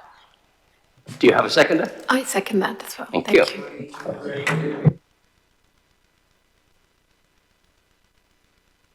Agenda item 9, Scrutiny Committee Referrals. Are there any? There are none, so moving on. Item 10, Referral from Licensing, Health and Safety Enforcement Committee. Thank you, Mr. Mayor. I move the recommendations as set out under item 10 of the agenda. Do you have a seconder? I second it. Thank you, Mr. Mayor. Agreed. Right, thank you. Agenda item 11, Outside Organisations. I invite Councillor Sally Symington to introduce the appointment to outside organisations. Thank you, Mr. Mayor. The revised list of appointments is included in the agenda pack, and I'd like to highlight the following changes. Councillor Dhyani is to be appointed as the representative for the Citizens Advice Bureau. Councillor Brian Patterson is to be appointed as the representative for Tring Community Association. The Decorum Women's Aid Management Committee no longer exists and can be removed from the list. If anyone would like to nominate themselves for any of the vacant roles, please do get in touch outside of the meeting. Are members happy to agree? Thank you. Right, agenda item 12, changes to committee membership. Could I please ask the group leaders if there are any changes to note? Thank you, Mr. Mayor. The Liberal Democrats would like to make the following changes to committee places. Councillor Hardy to replace Councillor Gale on Strategic Planning and Environment Overview and Scrutiny Committee. Councillor Hardy to replace Councillor McAreevy on Finance and Resources Overview and Scrutiny Committee. I would also like to advise that Councillor Bristow will be taking up the independent member vacancy at Development Management Committee. That's following the by-election, of which Tony Cox was the previous member of that committee. Thank you. Councillor Williams? Nothing? Right, okay.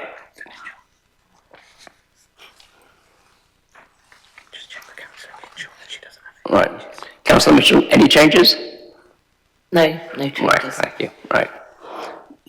Just being inclusive. Are members happy to agree to those changes? Agreed. Thank you. Good. Changes to committee dates? There are none. And that concludes the business of this evening's meeting. Thank you very much, everybody.